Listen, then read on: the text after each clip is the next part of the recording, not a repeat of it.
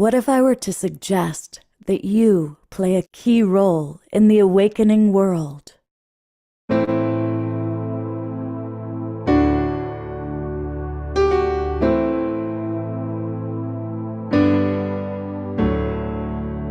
that you are watching this because you have heard the call.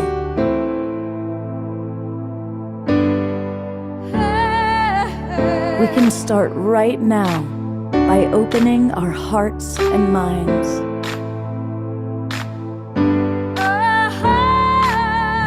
Welcome to the awakening world.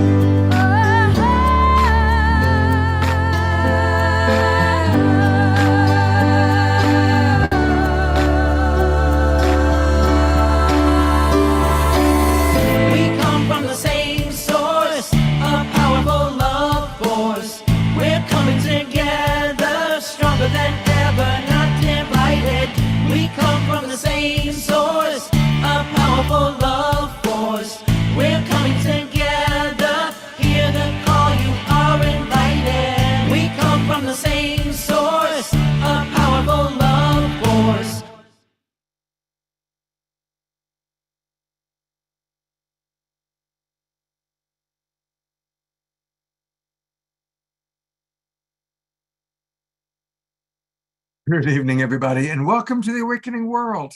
It's our Saturday night show, and I want to invite everybody to really get ready to interact because we're talking about something very important. Of course, our show is called The Awakening World, and a wonderful aspect of that is understanding the HoloMovement. And I was blessed to be with a number of members of the Evolutionary Leaders Network and the Synergy Circles in Sedona, Arizona, about 6 weeks ago, I think it was, where we ignited the HoloMovement. And so tonight we're going to share with you, what does that mean? What is it all about? You're going to meet some of my absolute favorite human beings. And then we want to hear from you. What does your role look like? What's it mean to be part of this awakening world, this HoloMovement? And it's my honor. I love when I get to co-host with Reverend Deborah Moldow. I love calling her Rev Deb. And she is the person who put together this incredible gathering. There were about 80 participants in Sedona. It was the first time that all this group had come together in 3 years. And for many of us, first time meeting each other. And amongst all the hugs, there was a lot of good work that was accomplished as well. And so Rev Deb, again, congratulations on the momentous task of putting that event together. And I'm so glad we get to share time together tonight. Well, thank you so much, Scott. It's great to be back online with you, but it was so special to actually meet you in person. Yeah. What a treat.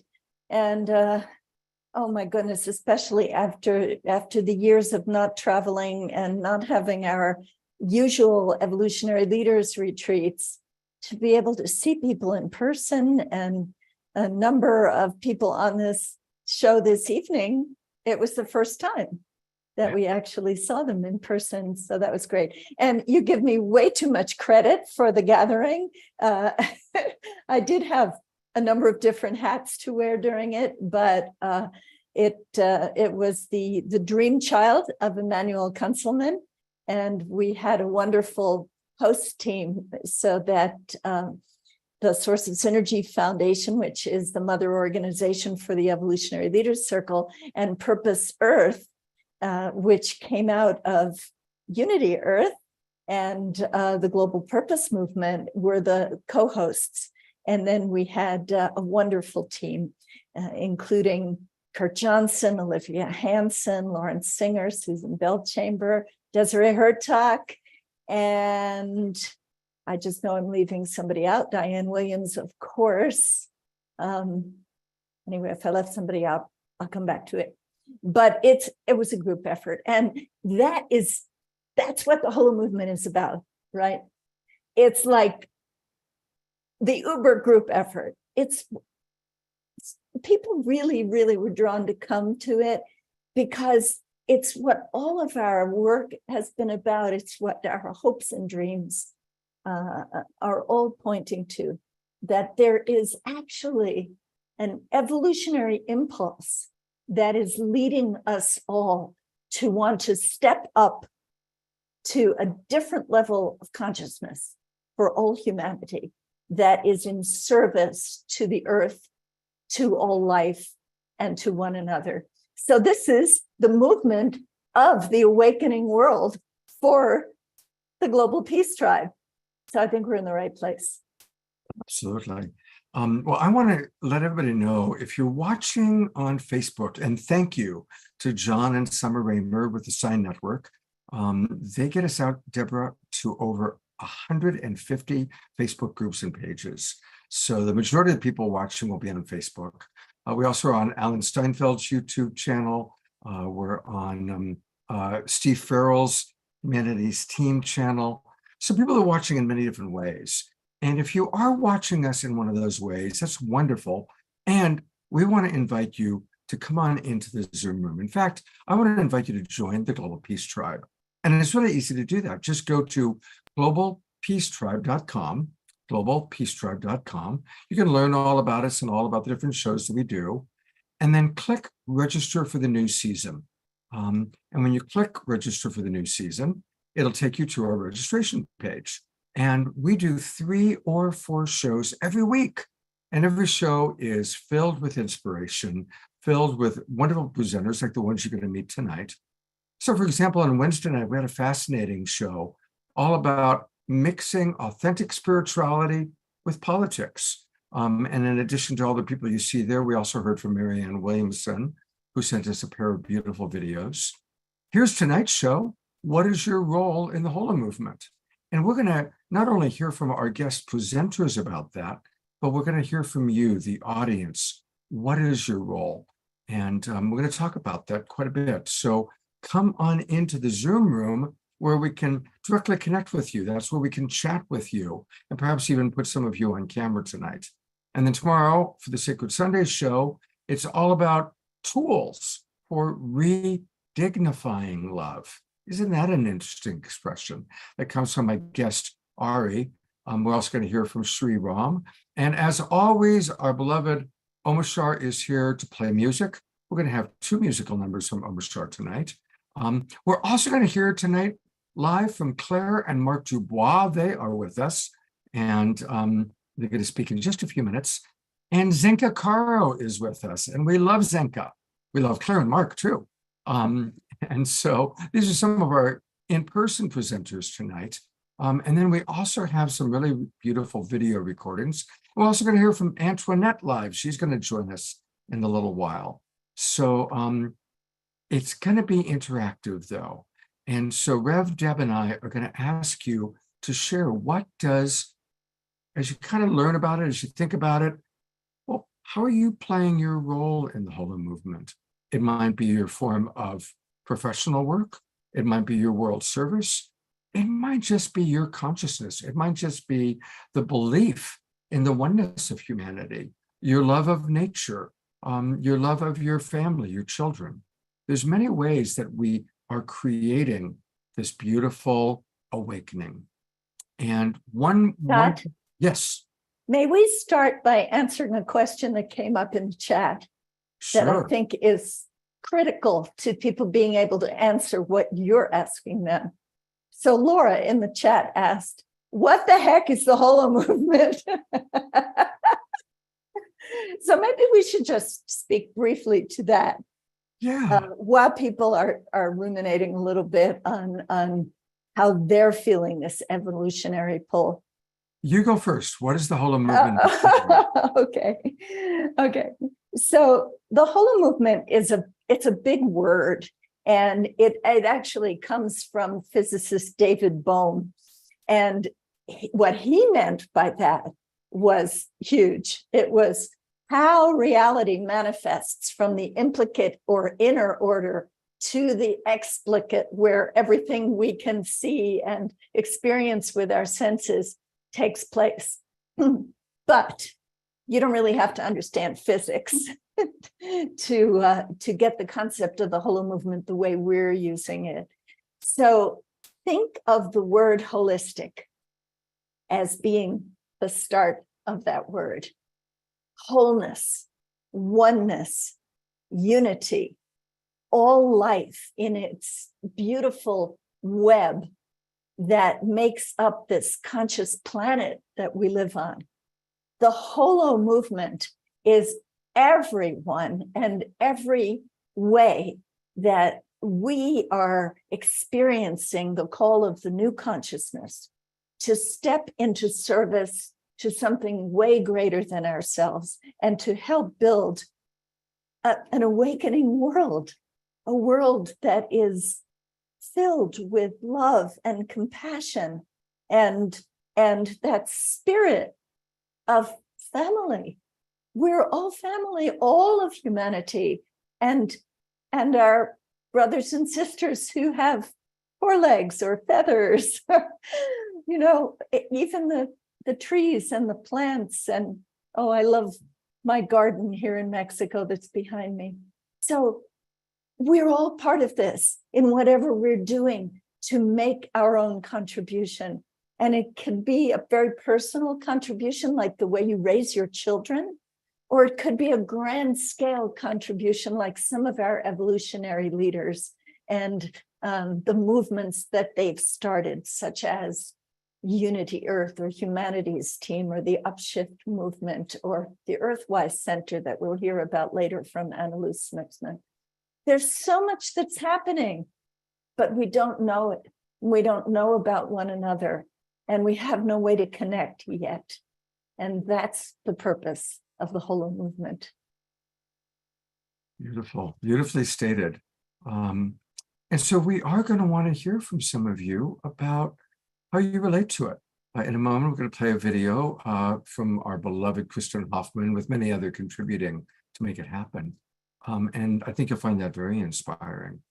And, you know, I want to speak to the people that maybe aren't doing a big thing in the world, but just holding consciousness, just holding the vision of world peace, holding the vision for more love.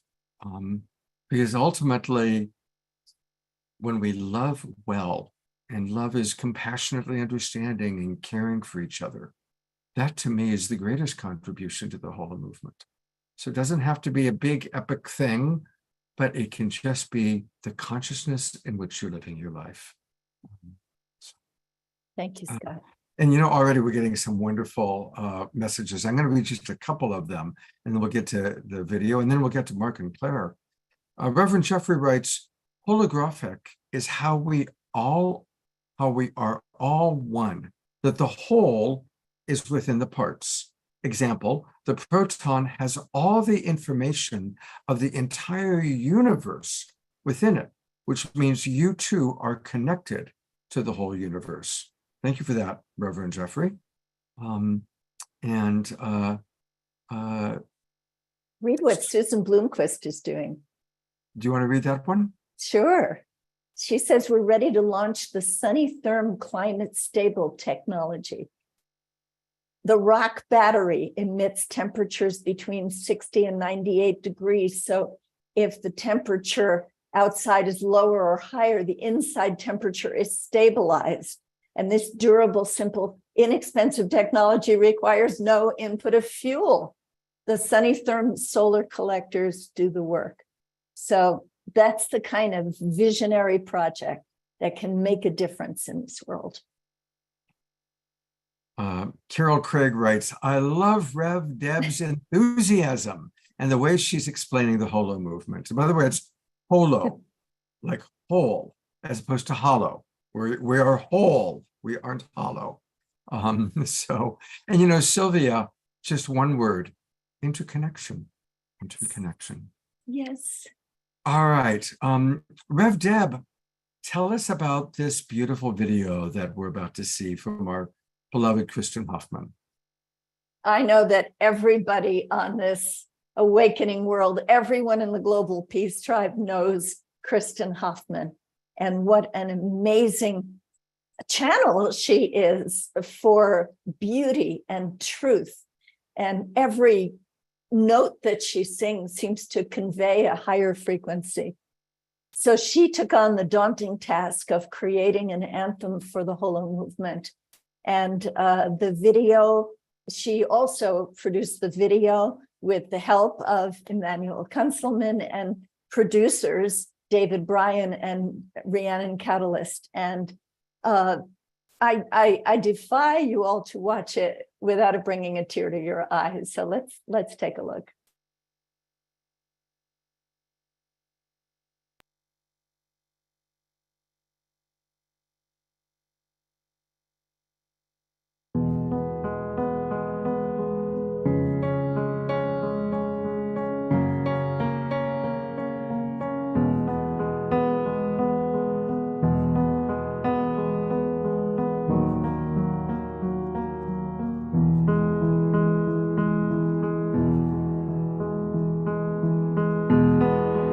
We have entered an extraordinarily rare interval in human history, a choice point in our collective journey, a space between the past and the future where the lives of countless generations ahead will be profoundly impacted by the choices we make now.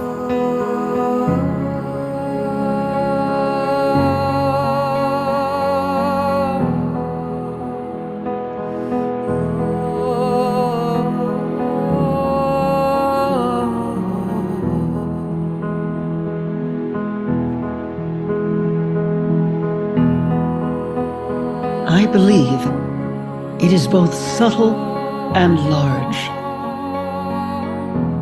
and something else so extraordinary that there's almost no name for it, because a new human species is ready to emerge.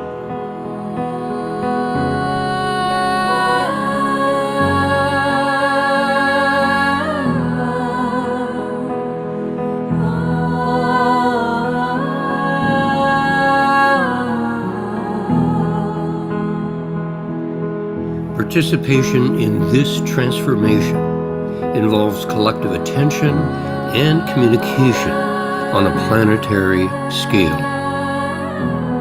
This creates coherence and clarity of direction. Simply put, it is the HoloMovement in motion.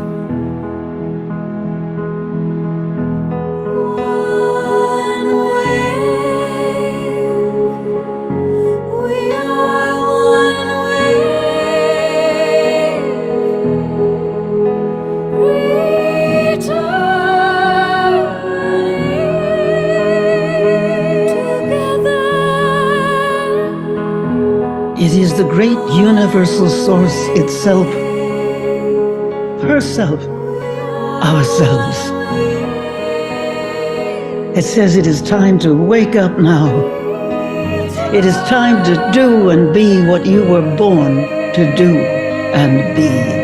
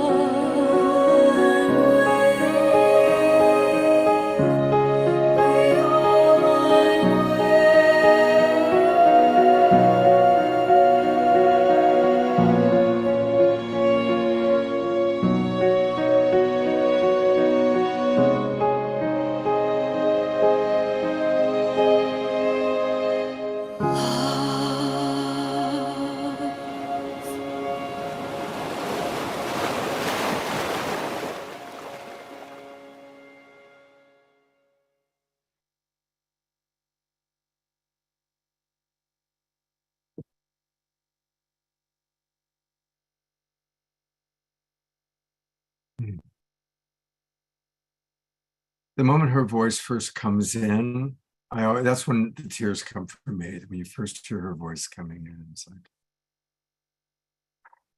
just exquisite.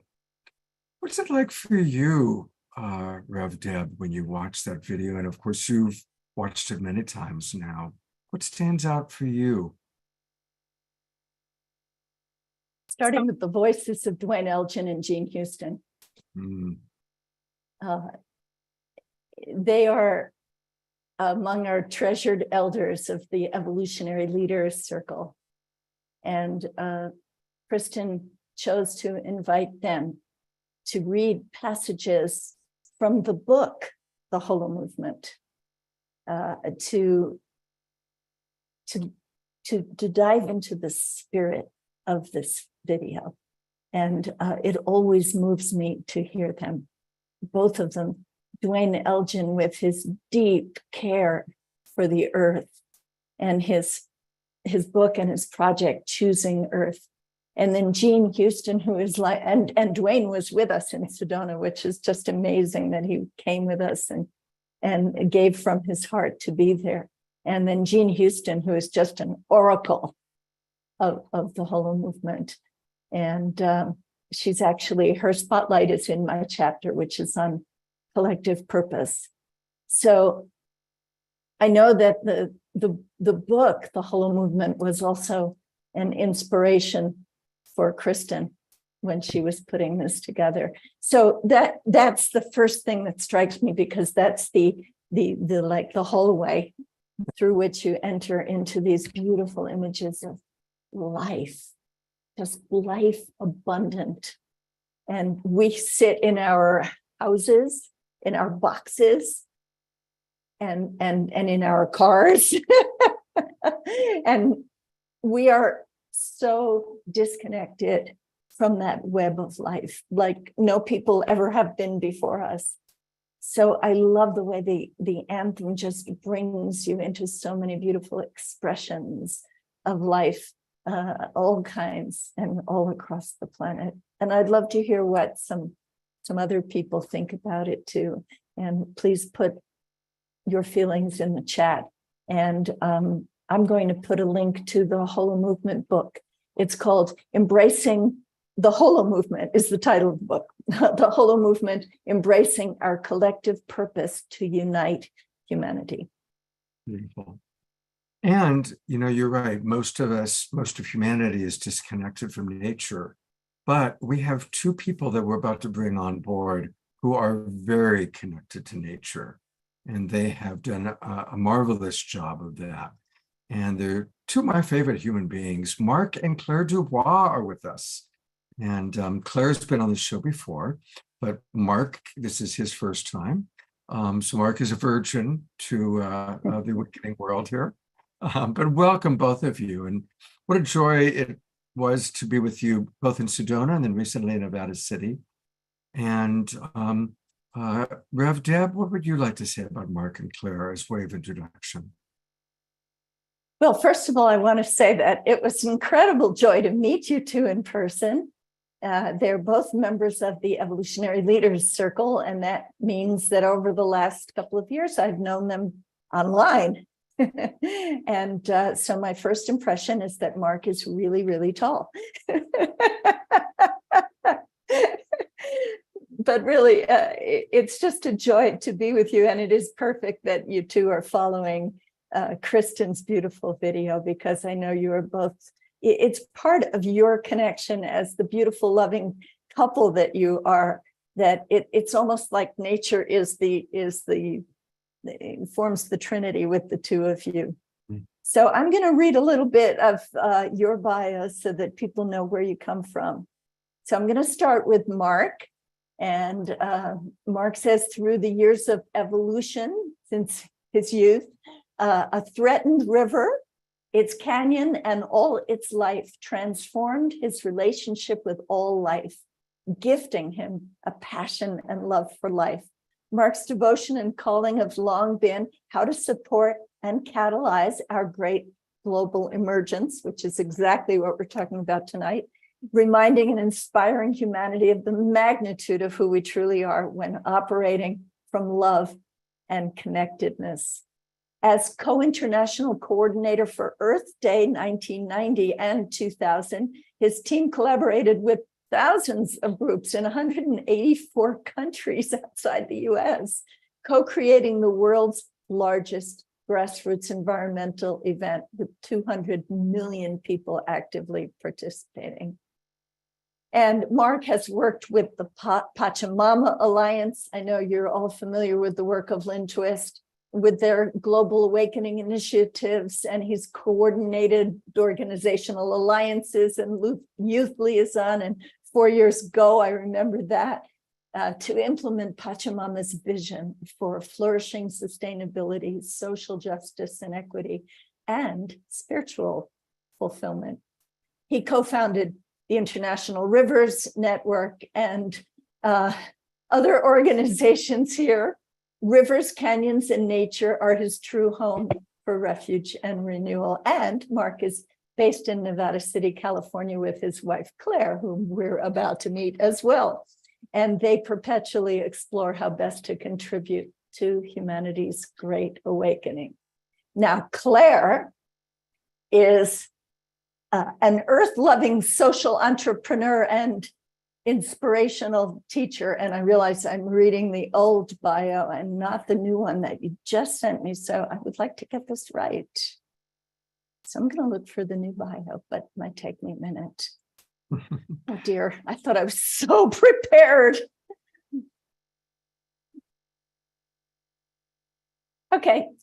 Sorry, Claire, I'm going to read the old bio because it happens to be the one I have in front of me. So she's the founder and former CEO of treesisters.org, a global women's movement spanning multiple countries that collectively funded the planting of, are you ready? Over 22 million trees. And the aim of both Claire and Tree Sisters has been to make it as normal to give back to nature as it currently is to take nature for granted, while supporting humanity in its transition from a consumer species to a restorer species. Claire has worked internationally for 2 decades, coaching business leaders and facilitating group behavior change. And she's known for her inspirational speaking and her holistic approach to collective transportation. And this is what I really love. She is a walking invitation to anyone ready to step up and step in on behalf of the planet. And she's also such a magnificent poet. I just love it. Follow her on Facebook, and then you'll see how the words just come from the bottom of her heart. So I'm sorry, Claire, not to give you your updated bio, but please meet these 2 beautiful souls, Mark and Claire Dubois. Thank you so much for the introduction. And I just want to say how you described the HoloMovement was so beautifully done.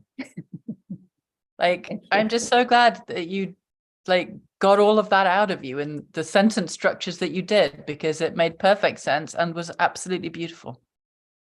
Thank you. Thank you for being with us in Sedona and being an integral part of how we've ignited this. So I look forward to hearing from you both. Yeah, what does the HoloMovement mean to each of you personally? Let's just start with your personal relationship to this movement, to this vision. You know, what I would say for me is what came out of that stunning gathering is, Deborah, you beautifully described the HoloMovement, and the words that come from me is that Bohm used the word HoloMovement as a word to capture the macro and the micro evolutionary consistent flowing of everything and the interconnectedness of everything. And it's one of those things I sense that all religions are sort of based on this concept we're all connected. And it was so powerful to be with 80 people who, again, we're all trying to put words on that deep, profound knowing that humanity knows, and we inherited this connection. And so now we are remembering, we are reconnecting with this sacred journey we're all on, and this flow that we've always been a part of. And I'll just add that, that experience I had with Earth Day, and experiencing 200 million people all around the world actively engaging in their part of the sacred earth or in their community.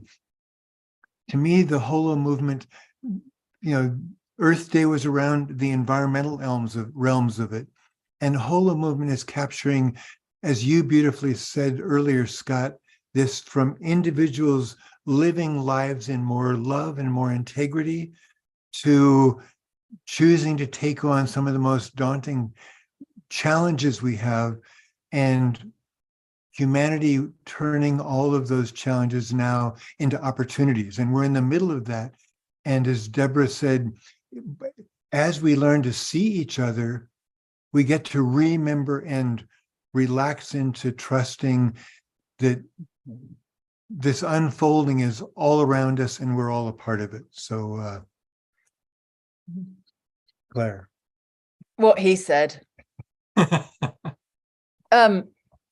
I was listening to that piece of music, which makes me cry every time she opens her mouth as well, what I kept hearing was "follow that inner star." And I hadn't heard that line before. And it took me to stardust. It took me to what we're made of. It took me to the cosmos. It took me to the interconnectedness of our planet with all the other planets and all that we don't know. It took me to vastness. And it took me to how that vastness is encoded in each of us. And that song, it's like the fragrance of interconnectedness, the fragrance of love is like so tangible in it. It's this gorgeous woven tapestry. And I think the reason it makes us cry is because she's tapped in so beautifully to that thing that we long for, which is our essential nature as part of each other and as part of all things. And it really landed with me in Sedona that the HoloMovement is our true natural state. Like it's almost like it's the truth of everything, that when everything that's not the truth is wiped away, that is what remains, which is our interconnectedness. And it's like we're searching to find our way back to what is already true, which is we can't not be connected because we are all part of everything, down to our molecules, down to the fire of our own souls. And so it's like a relaxing back into the truth of our nature as part of nature. But it's so much more than that. It's the fact that life is constantly trying to strengthen itself and strengthen all of life, and that a humanity that is consciously only seeking to strengthen the web of life for all beings, to strengthen the experience of interconnectedness, rooted in deep love and reverence. Again, to me, that is our natural state. And so it's like the HoloMovement is like a signpost back to our natural state. Like, can we allow ourselves to remember who we actually are? And can we allow what's not true to fall away so that what is true rises, and with it arises a different quality of leadership and action that comes from a connected place. A wholeness. Oh, so beautifully stated. Both so eloquent. Yes, I mean, that's it, isn't it? It's a coming home to who we really are. Yes. And if you see evolution spiraling, then it's almost like we had to go far out to come back to the next level of the spiral. Sometimes I think about the prodigal son allegory, that we went all the way out into extreme individualism and separation from nature. And when we come back not as primitive, but as the next level of our evolution, so that we can learn from our primitive past how to really live in harmony with nature. But we're coming from this newly experienced, how can I say this, where our consciousness is evolving. I often say that, or I experience that the best thing about being lost is being found. Or There you go. The best thing about just wading through the crap that we're all wading through, and wading through the just nightmare that we see unfolding that makes no sense, is the fact that the path back to being found and to finding ourselves means that every step you have to take consciously. You reclaim part of yourself, and in that reclaiming process, you're incapable of taking anything for granted, because every part has been sought and found and appreciated and consciously loved back into wholeness. And so I do feel like that, the from lost to found, from dissociated to connected, from fractured to unified, has a momentum to it which can't not happen, because what's true is unity. Therefore, no matter how far we pull ourselves away from that true state is always going to pull us back and emerge through the fracturedness, because it's what's true. The fracturedness is not true. Unity is actually true, because we are all part of everything and we can't not be. And therefore, life will have the last laugh, won't it? And I think as we remember all of that, it's like we get to live in joy, and we get to, Lynn Twist has noted that, again, we're at this time in human evolution, we get to discover what it truly is to be humans. And so we get to tap into this deep remembering and connection that we are one, and we have vastly more power than we've ever been trained. We've been trained, we are so small and we don't have power, and we're vastly more than that. And as we remember this sacred journey that we are all part of, we are all one with, all of it. All of it. All of it. And I love, Claire, that you said, if we didn't take anything for granted, then we would be living in a constant state of gratitude, and our hearts would be wide open to one another. I do have a question that I'd like to ask. Philosophically, we know that it's an illusion. The separation is an illusion. Scientifically, we know it because we now know that we're all part of a quantum field of ever-changing molecules. But in the day-to-day minutia of it, it can get very heavy.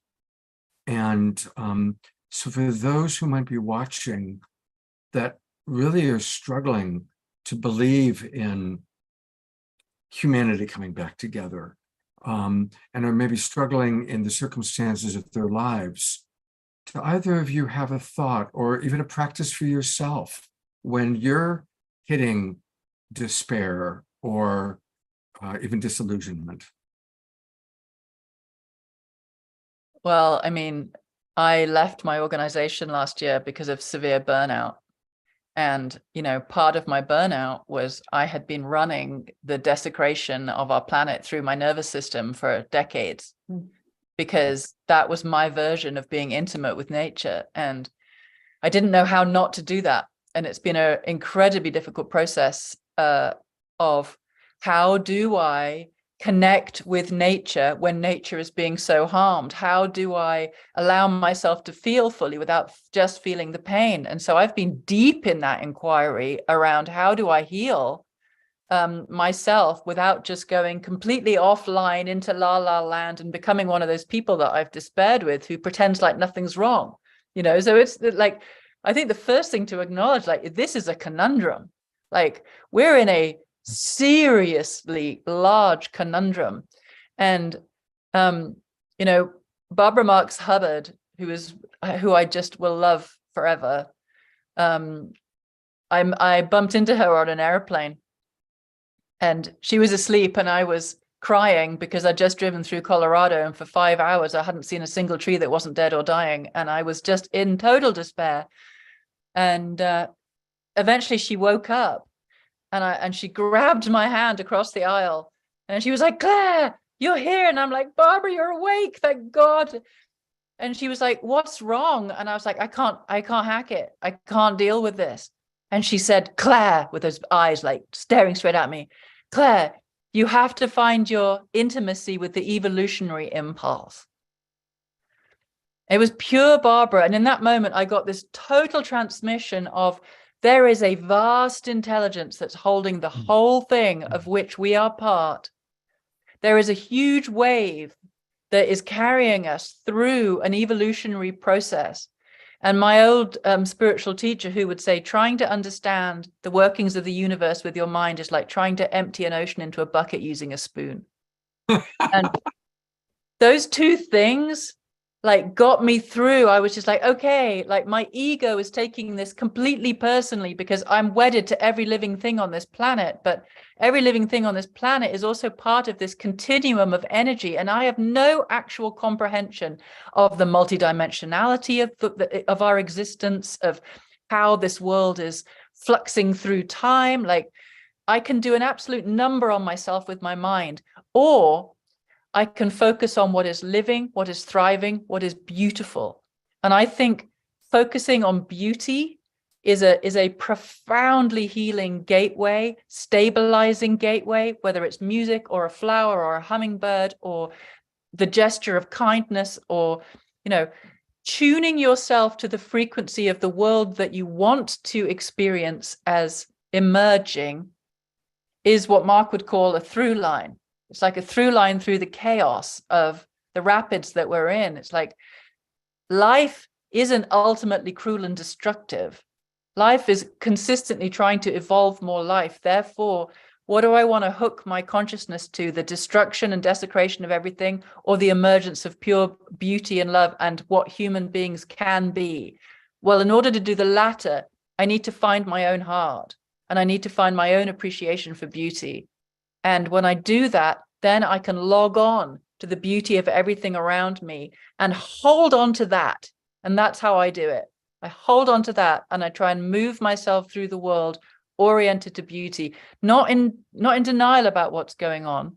But I know that my nervous system tanks and my energy tanks if I hook in to the stress and the nightmare of it, rather than seeing this as part of our evolution. Has to be part of our evolution, or it wouldn't be happening. If we could be doing any better than we are right now, we would be doing better than we are right now. Therefore, this is as good as it gets for now. But what is emerging through us, which I think is what the HoloMovement is pointing to, is the emergence of something truer. That true unified field of love is trying to press through from the inside out. But what happens with love is it pushes the unlove out first. Mm-hmm. So everything that is dissociated and fractured is coming to consciousness. And again, I don't see another way around that. So just like figuring out how you orientate your mind in it, and then leading with your heart towards beauty is how I do it anyway. I'll just add that, you know, being around Claire, the river that was my teacher and mentor that I fell in love with and spent years trying to save is gone, and it will not be able to again touch and transform people's lives as it did for me and the tens of thousands of people who visited that place. And being with Claire, she has been masterful at diving, not being in denial, but diving into the pain and letting that out, letting that pain alchemize her, letting her tears alchemize her, and coming out like a more fierce lioness at every turn. And the other elements for me is that, you know, again, it's something, Deborah, you said early on about all these people who are doing things. It's like having had the privilege of working with, again, people around the world, what I know is in every single country, despite the economic and education status, there are souls working to change their world or themselves. And so to me, we can't see who we're becoming. We really are in the middle of this huge, great emergence. This HoloMovement is moving through all of life. And we get seduced by the media that tells us only the quote bad news, and how to not be in denial of that, and how to remember that we humans are bringing forth miracle and love and light, and we get to do it with joy. And as Claire said, we get to focus on the through line. So how to keep putting our heart's attention and living in integrity, aligning our genius with our heart's genius and knowing. Oh my God. Thank you, thank you, thank you. First of all, Claire, I just want to bottle you and be able to take a sip every time I need it. That was just magnificently expressed. And Mark, I want to tell you that your river is not gone, because I'm going to put this in the chat right now. Your river lives on in the video that you made, Voice of a River. And I've put the link in the chat for those of you who are in the Zoom room with us, those of you watching on Facebook, just Google Voice of a River and watch this. It's not long, but it is so tremendously moving to see how one man was so connected to this body of water that it was part of his body. And it's so moving, Mark. And you may have lost the battle with those who were damming the river, but you created a voice for that river. And I appreciate that deeply. Both of you, really, I'm so glad you were with us in Sedona, because you feel the HoloMovement in such an expansive way. And I know that everybody listening received it like a transmission from both of you. Before you go, I do want to be we've got a dozen comments, and I'm going to be just a couple that capture how you have touched the people watching. Scotty Satori writes, "Thank you, Claire. If I could have focused on more of what is beautiful today than the skies this morning, I really could have had a better day. Yes, I will implement that every day. Thank you." Susan writes, "Thank you, Claire, for the important reminder. I truly believe what you were saying. We must be in our hearts, not in our heads. We can choose what we focus on." Reverend Jeffrey writes, "There's been a clash between the old conditions, which may be based on a falsehood of fear, and the new thought of truth entering you. Yes, you're right, Claire. The old is kicking vigorously, all the old. And you're right that love pushes what's out." Dietrich wrote exactly that. The love pushes the unlove out. Last one I have time to read from Carol. Carol's a teacher who wrote earlier about how she's so trying to teach her students this. She writes, "Claire, you're describing why I attend this amazing group of people here in the Global Peace Tribe every week. It keeps me attached to the fact that others in the unified field of love are indeed present for this world." And one more, Scott, from Bonnie and Roger. They say, "Mark and Claire, you have spoken to my heart and moved me and filled me with hope." Thank you so much for inviting us, and for the multicellular organism that we're all becoming. May our shared soul surprise us with our capacity for love and transformation. And as we remember, we're one global tribe. So thank you for gifting these stunning reminders and reconnecting all. Love you both so much. We're going to have Zinka Caro in a moment, but I think we need to digest what we just heard. And a wonderful way to digest wisdom is through the beauty of Omashar's music. Welcome, brother. Hey there, and thank you, Mark and Claire. Holy smoke, you took the words right out of my mouth. And this awakening, I kind of have been doing it for a few decades by myself. I have no one I can talk to, and it's only in this format, not even my family or my own children. And it's in this format that we can speak open and clearly. And I'm in dismay about the outer world. However, totally in spring May, about my inner world. And sometimes it becomes like blind faith. I know it exists, the inner world and the beauty. Wherever I look, it doesn't always reflect that. And so I have to walk around in blind faith sometimes. There can be something really horrible out there, but I don't ignore it, but I look from my inner eye. And so you basically encapsulated that beautifully. Thank you so much. And I'm going to play a little song here called I Am You, because it's true. Right? Yes.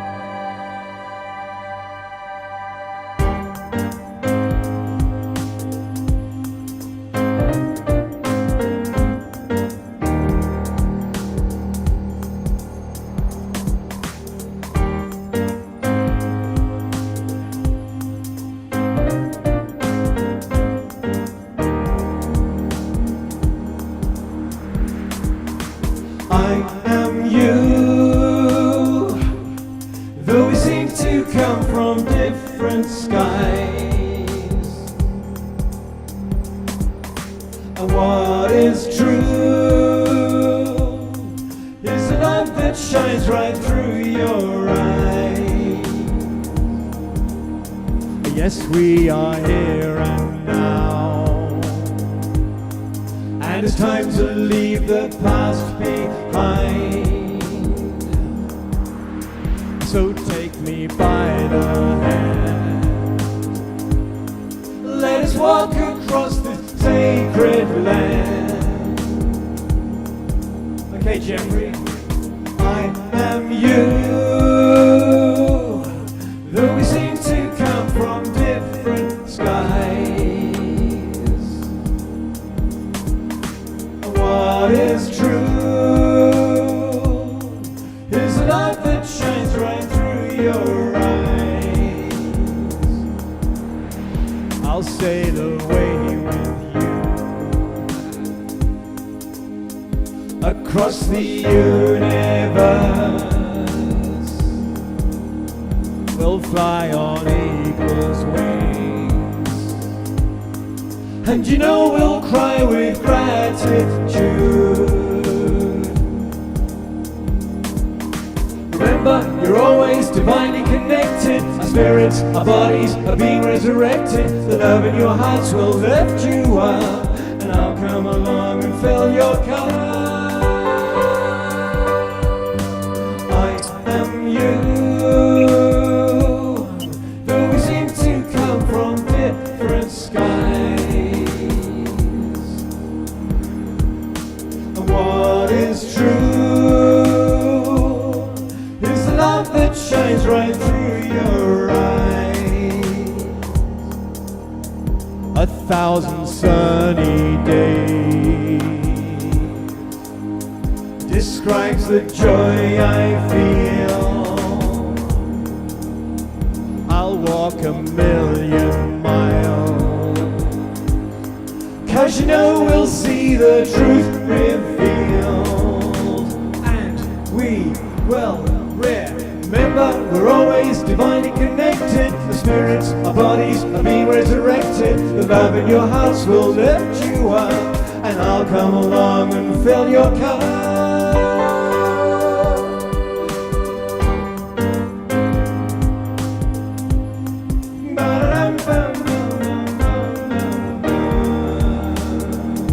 Sing, baby. I am you,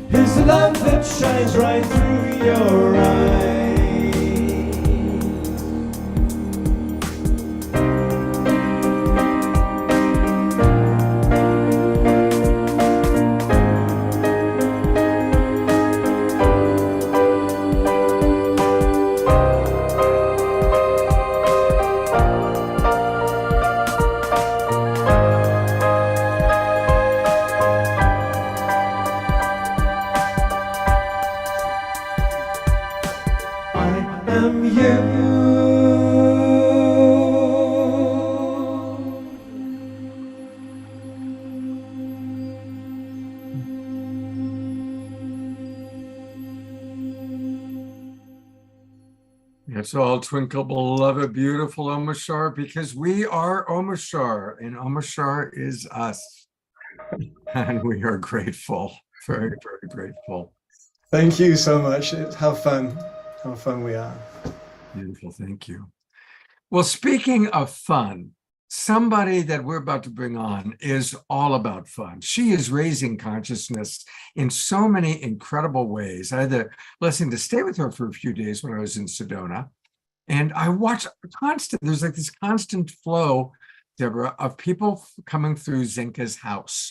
And they were like doing everything, they'd have blindfolds on, and they were like, learning how to, experience life without, basing it on, just their own visual senses, and just so much going on that she's doing. And it's all with fun. So you're like the funnest person I know, Zenka. You really are. You're Awesome. like a 5-year-old with a 5-year-old's joyfulness and curiosity, with the wisdom of a wise woman, and a lot of, and she's always into like the newest thing, right? All these bent spoons, a lot of bent spoons in your house. So, Rev Deb, what do you want to share about Zenka? Well, that's what I was going to say. It's not just that she's fun, is also how smart she is. Yeah. And, it was Desiree Hertak who introduced Zenka to us.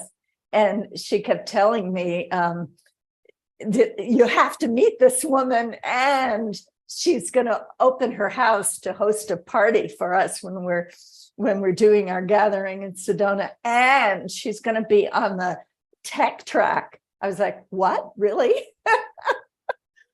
So let me tell you a little bit about Zenka.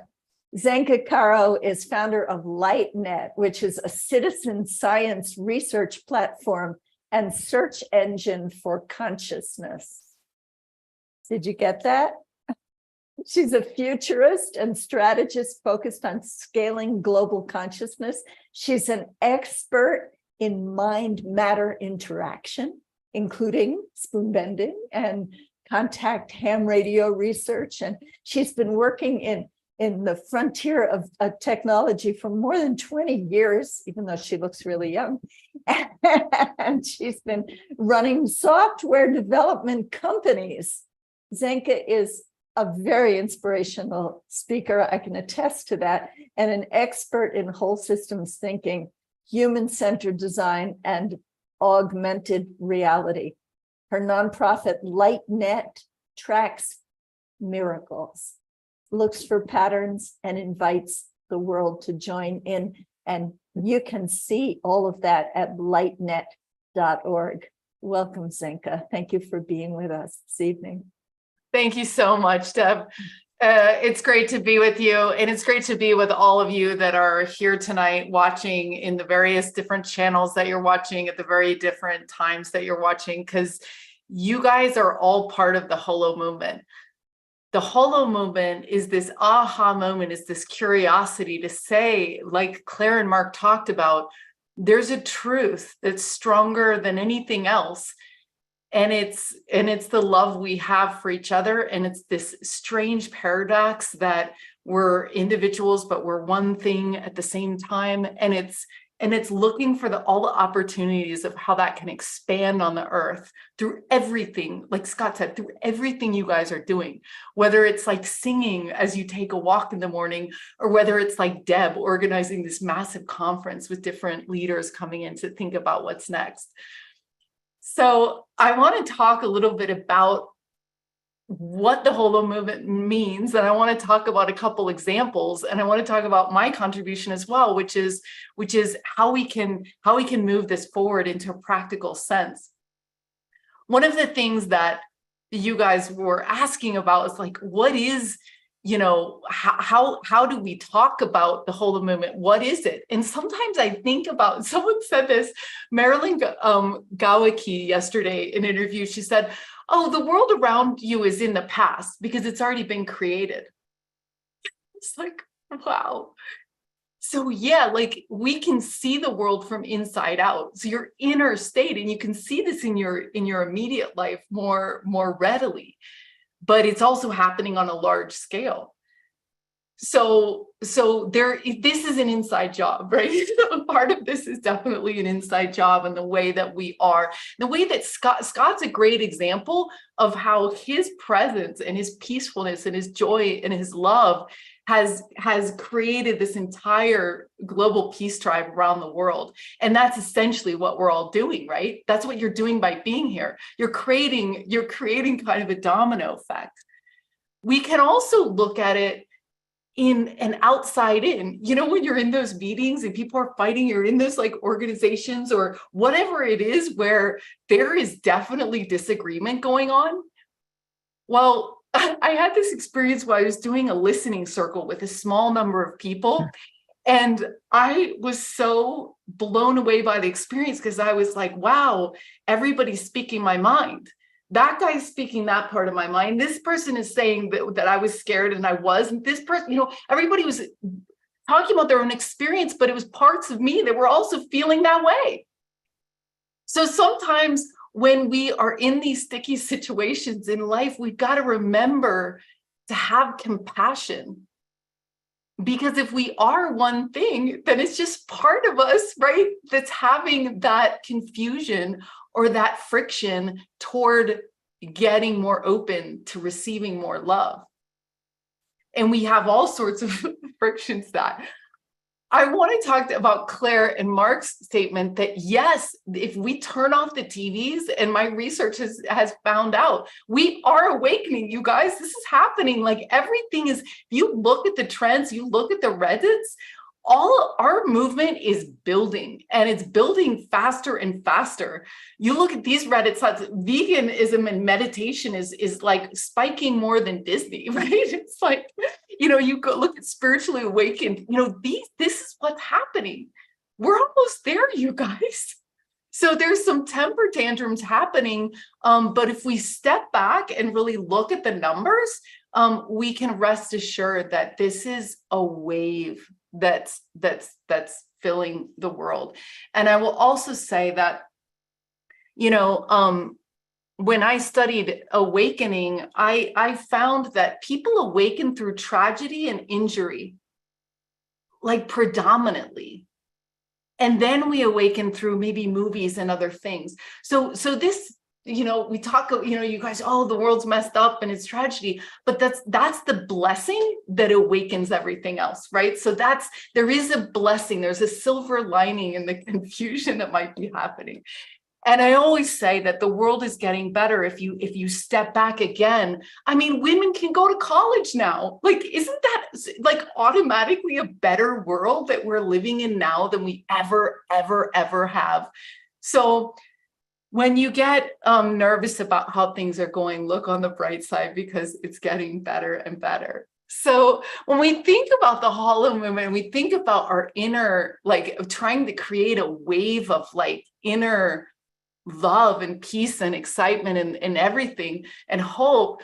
It's almost like we got to balance our own energy, and then we have to balance the masculine and feminine, right? Within the world, within yourself, within your relationships. And then there's this tricky part where you have 3 or more. And once you master that, it kind of goes in a wave. And the HoloMovement is so incredible because they're actually tackling that idea. And David Gershom is working on peace on earth by 2030. It's like, we actually have to do this. You know what I mean? And it's like, oh yeah, okay. And he got this many organizations to work on a single project. And that is incredible. That is incredible. But how does it happen? Like what because we need to tie ourselves together. You know what I mean? We're not these massive corporations in massive countries. We're like organizations, right, that have to be keen on how do we work together.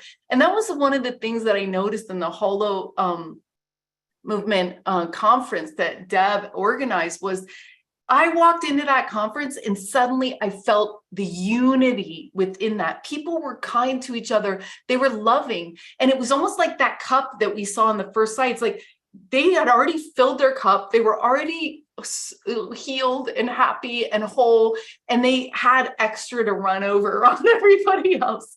So I think that's somewhat the goal. And so the next goal is for us as a movement across the world with different languages, different ideas, to come together and be strong together. One of the things that I'm contributing is a group of citizen scientists and programmers and people that are saying, how do we get there faster? And one of our conclusions is, why don't we study the bell curve of the people who are already there, that little circle right there with the number one, those are the people that are on this call. You guys are the evolutionary leaders, right? That are leading this wild consciousness shift where you're like, oh, wow, we are all one. This is wild. Those people need to be studied because they can help the rest of the bell curve move into that understanding, right? So it's like the 4-minute mile. So how do we do that? And we're building systems to help us share and compare our best resources and look for patterns. Because once 100 of us or more, whatever the tipping point is, have this understanding, it's inevitable that the rest just falls into place, right? Right? The resistance to love stops.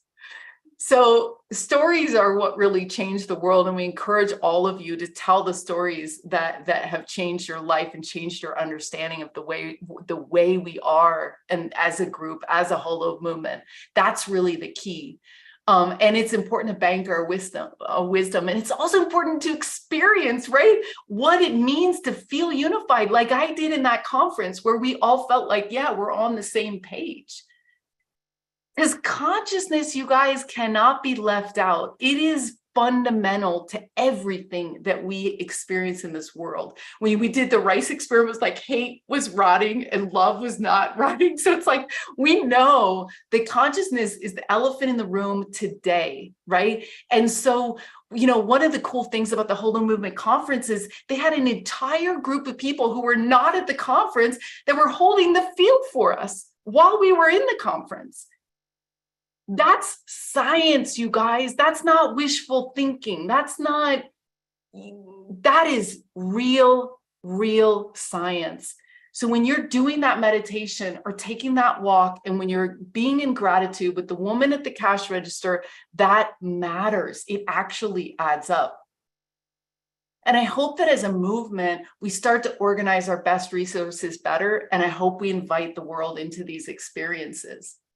So for example, the Peace on Earth team, you know, they've got this band of like whatever, 20 organizations. And they're like, okay, the way to do peace on Earth is to do actions, like actually experience what it is to be empowered and not a victim, what it is to feel oneness, what it is to take care of, you know, to feel unity, abundance, love, all these things, to have faith that this is happening, right?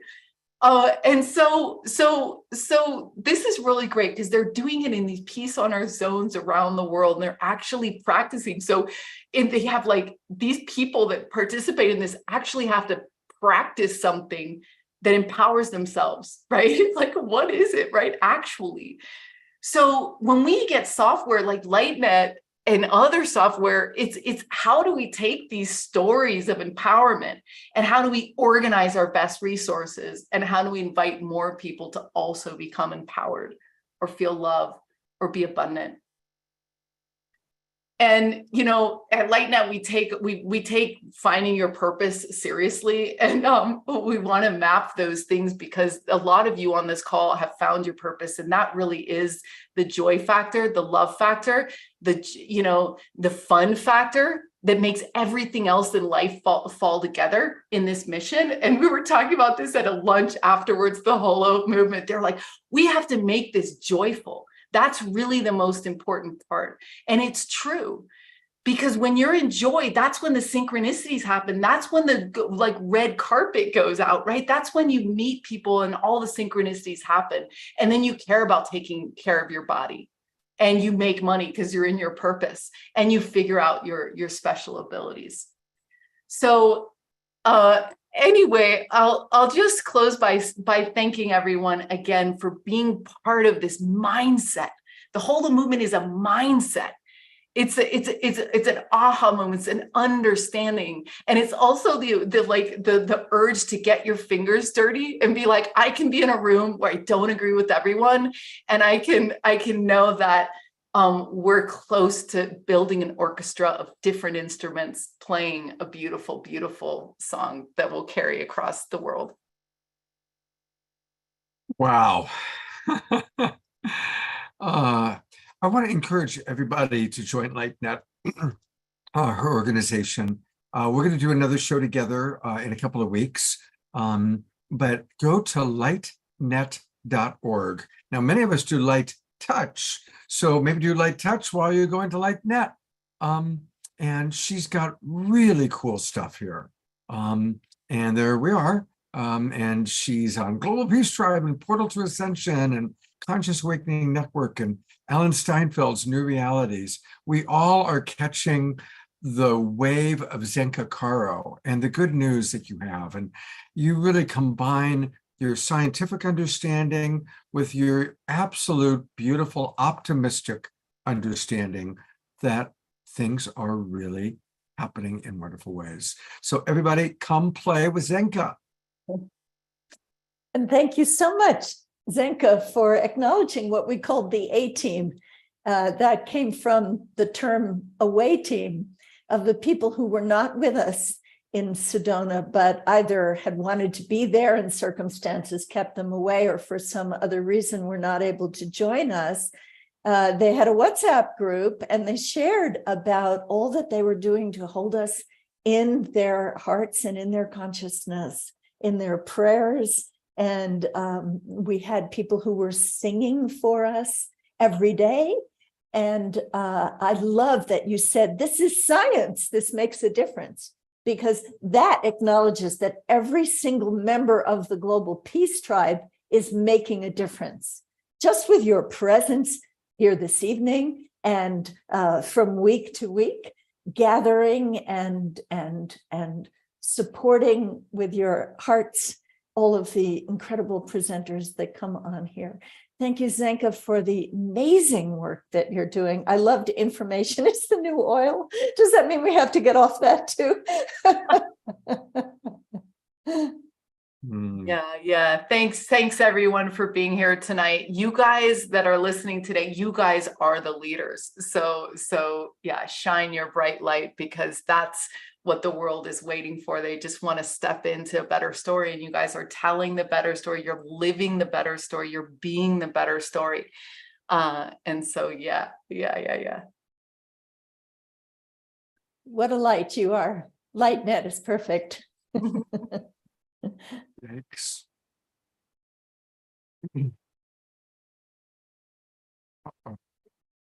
It looks like Scott is frozen. It looks like Scott is frozen. Is that even Look, there he's possible? back. You're back, brother. Okay, he's back. He's My back. internet broke for a moment. That, like, oh no, not now, please. I'm doing a show. Hey, everybody, we're going to get a lot more Zenka on the Awakening World on Wednesday night, May 24th. So mark your calendars. I mean, hopefully you come to all of our shows, but Wednesday night, May 24th, we're going to have Zenka, and we're going to probably have Altair joining us again as well. But it'll be an evening of LightNet and a little light touch on the Awakening World on Wednesday night, May 24th. So Zenka, we'll look forward to seeing you then. Yeah, thanks for having me, Scott. There's so many comments. I'm just going to read two. Ayada writes, Zenka, I am just thrilled every time you join us on the Global Peace Tribe. Your crystal clear and enthusiastic energy is so contagious. And Roger writes, or actually Bonnie writes, Zenka, your joy is contagious. So that's two people. You're contagious, dear. Good. we don't have to worry about being contagious with that pandemic thing anymore. We all want to catch Zenka. You know, have you caught Zenka? You guys are causing me to feel that. So I feel like the contagion is starting from you guys. And it's like I get contagious about. That's the HoloMovement. There it is. That's right. Don't worry about COVID. Catch the HoloMovement. There's a phrase for us. Thank you, Zenka. Oof. Well, Deb, this is where we get to hear from people in the audience. And so I know that some of you have already written what you're doing. It would be helpful to put it, if you've already written it, put it in again so it's right at the beginning of the chat box for us. And I'll start with what Dorina wrote, and then Deb, you can go ahead and pick and choose something that you'd like to share from our audience. But actually, Dorina had sent this to me earlier today, and it's a beautiful, beautiful start to this wonderful question of what's your role in the HoloMovement? Dorina from Ecuador writes, upon reflection, introspection, and intuition, I realized that my role in the HoloMovement is to remember my wholeness, reclaim my holiness, restore my humanness, recreate my lovingness, reactivate my knowingness, regenerate my creativeness, reignite my playfulness, renew my gratefulness, rejoice in my happiness, and rest in my beingness, while inspiring the reawakening of our collective inner power, wisdom, and joy in a fusion of HoloMovement and love evolution. So thank you, Dorina. And everybody, we don't expect anybody to be that eloquent. Don't be intimidated by what she wrote. Well, I also think that you're welcome to borrow from her if any of those things are how you relate to the HoloMovement. Then jump right in. We also have a beautiful share from Mark, who is an actor, and I can relate to that because that was my former career in my younger days. And Mark says, my part of the HoloMovement is providing a deep spiritual intention through my performances, no matter where they are and no matter who I'm performing for. And he's going to be appearing in The Servant of Two Masters at the Alley Theater in Houston, a wonderful venue. So break a leg, Mark, and thank you for spreading consciousness and deep spiritual intention through your art. Excellent. Let's see. I know that there was several other people that people had shared. I don't remember it right now, but Carol Craig, I want to acknowledge you. You're an educator, and being a teacher in our life, in our world, Rev Deb, is so important and so undervalued. Teachers in our culture are just terribly about that just the other day. I don't even remember what sparked it in me, but I was thinking about, imagine having 30 lives, young lives, in your hands for a year to mold. Mm-hmm. Year after year, they do this. Mm-hmm. It's just extraordinary. And of course, the professors and the teachers of higher education are shaping the leaders and their thinking. But, the primary school teachers it's just considered a job. Nobody holds them up on the pedestal that they really deserve. And imagine in a class of 30 personalities, you're going to have a lot of interesting things come up. And so you have to be a combination of educator and psychologist and mom or dad to all of these young people. And we honor you, teachers. Yeah. And I'd like to give a shout out to the moms too, because tomorrow's Mother's Day. That's right. And I read a beautiful piece online this morning from what's her name? She's a wonderful poet and speaker. Not in my head right now, but she was talking about Mother's Day being like excluding people, like putting motherhood up on a pedestal. And not everybody has a really good experience of their mother or being a mother or not being a mother. So let's honor the mother. Let's honor the great mother, the mother of us all. And in a moment, we're going to actually play a beautiful video from Antoinette. I will read one more comment. This is from Ayada, and she writes, I also keep reorienting to the evolutionary wave. Well, I should probably put myself on camera while I'm reading this. Yes, please. I allow this evolutionary wave to lift me when I'm feeling overwhelmed or despairing about the state of things on our beloved planet. That is probably the biggest thing that keeps me going, keeps me inspired and optimistic. That and my increasingly intimate relationship with the consciousness of our Earth and all of nature, including the elements, allowing myself to truly feel the power of my love, our love for this world, and the power of invoking global healing as though it has already happened. And essentially, I am engaging the quantum field. Wow, that's it. Our teacher, Carol Craig, just wrote, I have 135 students, 5 grade levels, 6 through 10, and 7 sets. It is by far the best decision I ever made. I gave up engineering and working for governmental agencies in national forests to become a teacher at age 40, 23 years ago. So thank you, Carol, for your beautiful service. And I think And we're all teaching one another, aren't we? Everyone's a teacher and everyone's a student. absolutely. That's one of the principles we have on the Garden of Light at gardenoflight.org. Well, we should go That's part of the new spirituality. Absolutely. There's no hierarchy. We're all at different stages of learning. Well, you talked about Mother's Day. And so we have a beautiful video from Antoinette. And so The Root's daughter is in the house. She's in the house. So we're going to hear from Antoinette in a moment. But here is a beautiful video and a wonderful way to honor our Mother Earth and to really drop into that deep connection to our true mother. So let's take a look.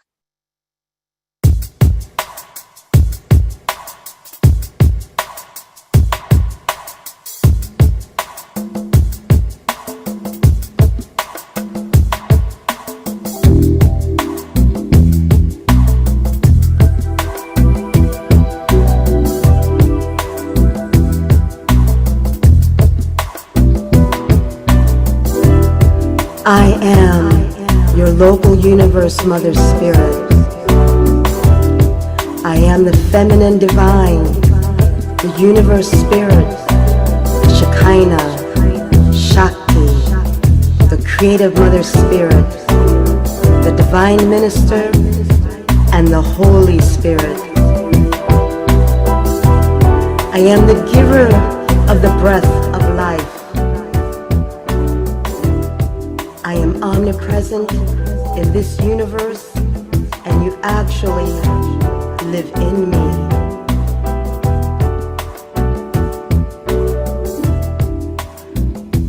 I am a creative daughter of the infinite Mother Spirit. I am equal co-creator with your local universe creator Sun, and we have created you in our image.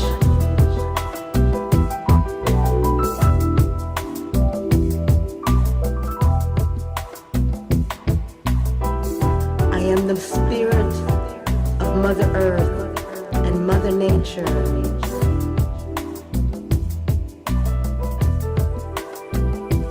I am the mystery of life, the vital energy spark, the essential factor of life plasm, to the required revolutions of matter in accordance with the physical, chemical, and electrical specifications of your world.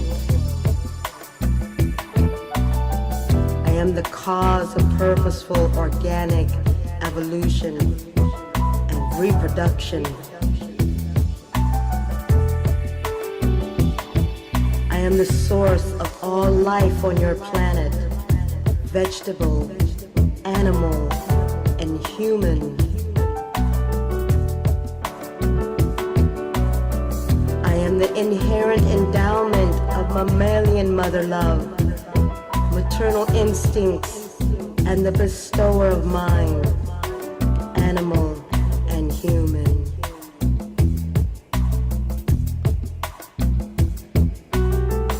I am personally maternal to all my children, love you individually. I know you personally, and I understand you completely. I am the provider of the spirit of intuition, the spirit of understanding, the spirit of courage, the spirit of knowledge, the spirit of counsel, the spirit of worship, and the spirit of wisdom. I am the Holy Spirit, and I extend to you my fostering care and spiritual ministry as I work in harmony with the spirit of truth and your indwelling spirit to lead you ultimately to the loving embrace of our Heavenly Father.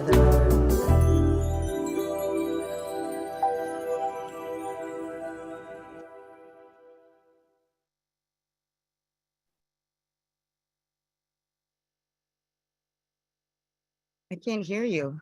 That is such a, it's because you leave me speechless after watching the video. That is beautiful. Everybody, welcome our dear beloved Antoinette. Of course, she's a regular guest on Awakening World, one of our absolute favorite people. For anybody who doesn't know Antoinette, she's many, many things. And Reverend Deb is going to share a little bit of the highlights of the bio, but I just want to say that getting to know her, you are Mother Earth. You really are. You know, when we were looking at all those things, the spirit of wisdom, you are all those things, Antoinette. And your dedication to raising consciousness, despite the challenges that you deal with in life, it's so inspirational.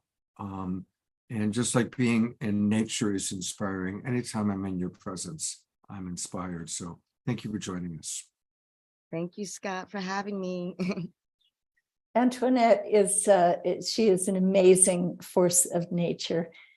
She is a world-renowned keyboardist in the reggae industry, and she became involved in the spiritual community after working with her husband, Pato Banton, and joining in his mission of spreading the good news that we're all God's children, brothers and sisters.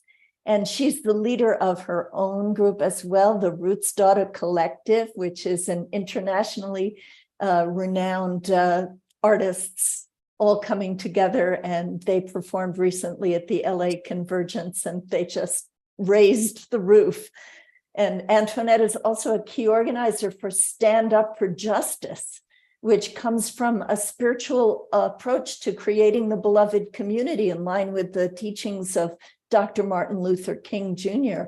And their mission is to create an anti-racist culture and dismantle systemic racism and promote diversity and inclusion and progressive educational and social programs while advocating for human and civil rights. And their vision is for a world where justice is unbiased, so all people are treated fairly. And in addition, they use their musical talents and visual arts to educate and share their ideals and ideas. So you can find that at standupforjustice.us.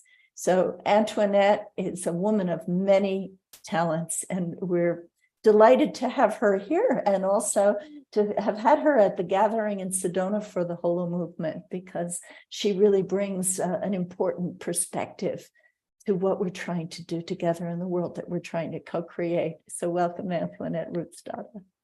Thank you so much, Deborah. I am so happy to be here. I mean, I'm so excited. I told you guys how excited I'm to be here, especially after coming back from Sedona.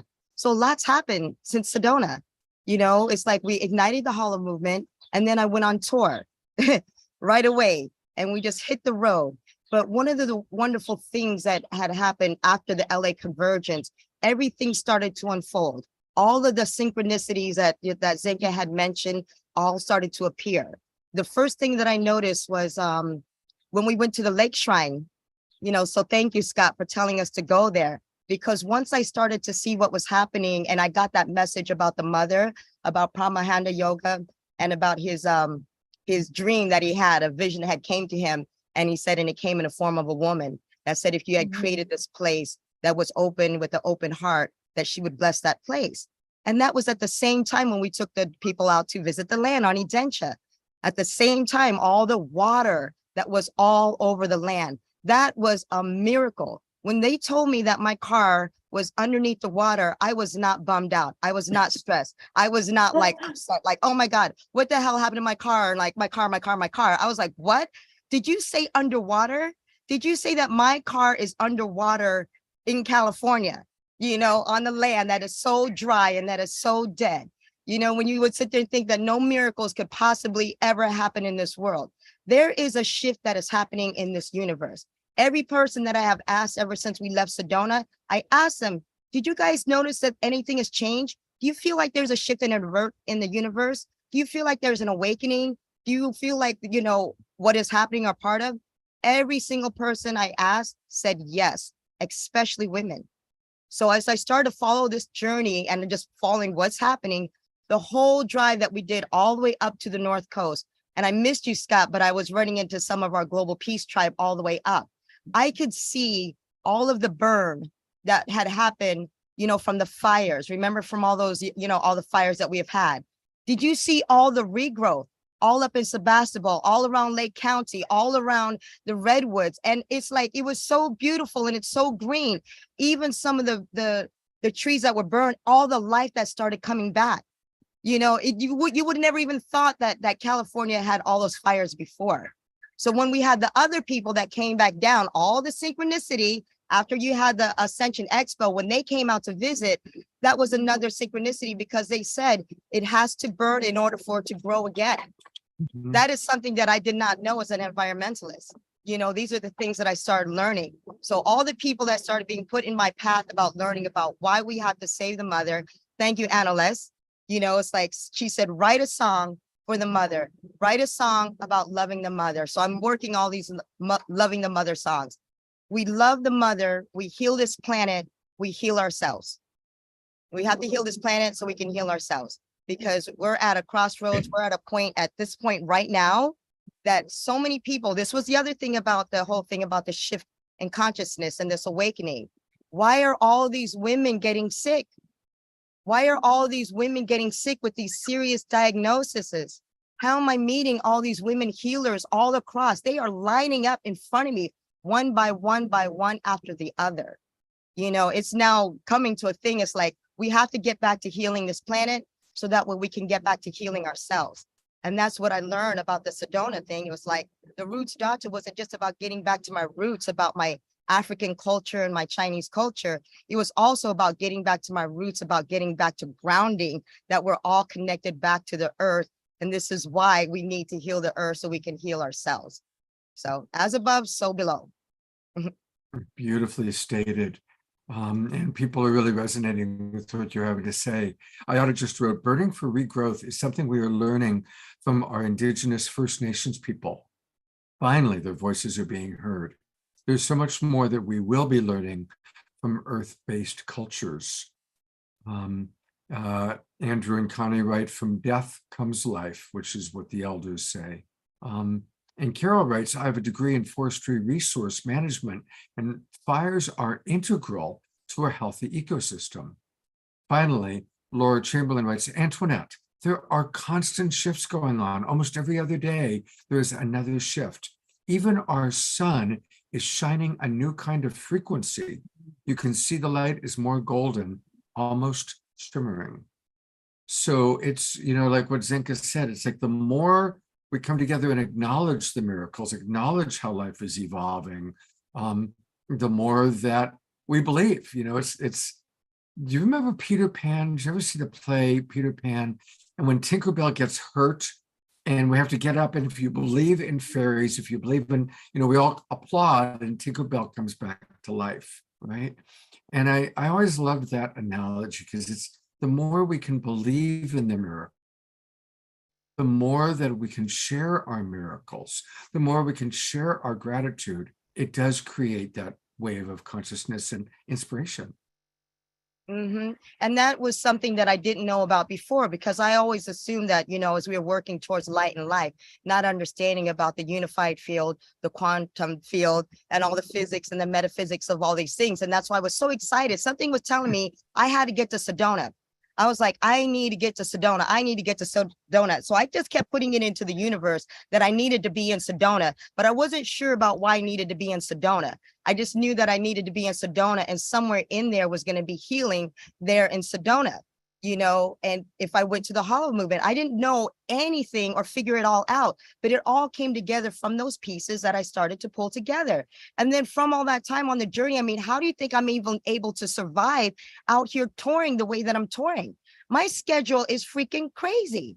I had to learn about energy medicine, frequency medicine, light energy frequency, all these different things. I'm like, that is what's saving my life. It was like the people that I met through the Global Peace Tribe, all the different doctors, the science, the tech, the spirituality. I said, every one of them started to line up in front of me. I said, oh my gosh, I have now found a whole system and a team, a whole movement, a whole everything that's going to shape, the future right now. And we can do this right now. Right now, healing our bodies and healing the planet at the same time. Right the now. Same energy, and tapping into what your video was about, the divine that pours through us. And all we need to do is pay attention to it, to manifest it and express it and create that healing. And I didn't even mention in your bio that you've been all over Africa creating a video, a film, actually, on Ubuntu. On I am because you are, or how would you express Ubuntu? I am because we are. And thank you for mentioning that, because actually we are joining with David Gershon as well, too. So we just didn't officially get to sit there and put our organization up on that long list. But on the Peace on Earth Games, the zones that they've been working on in Africa.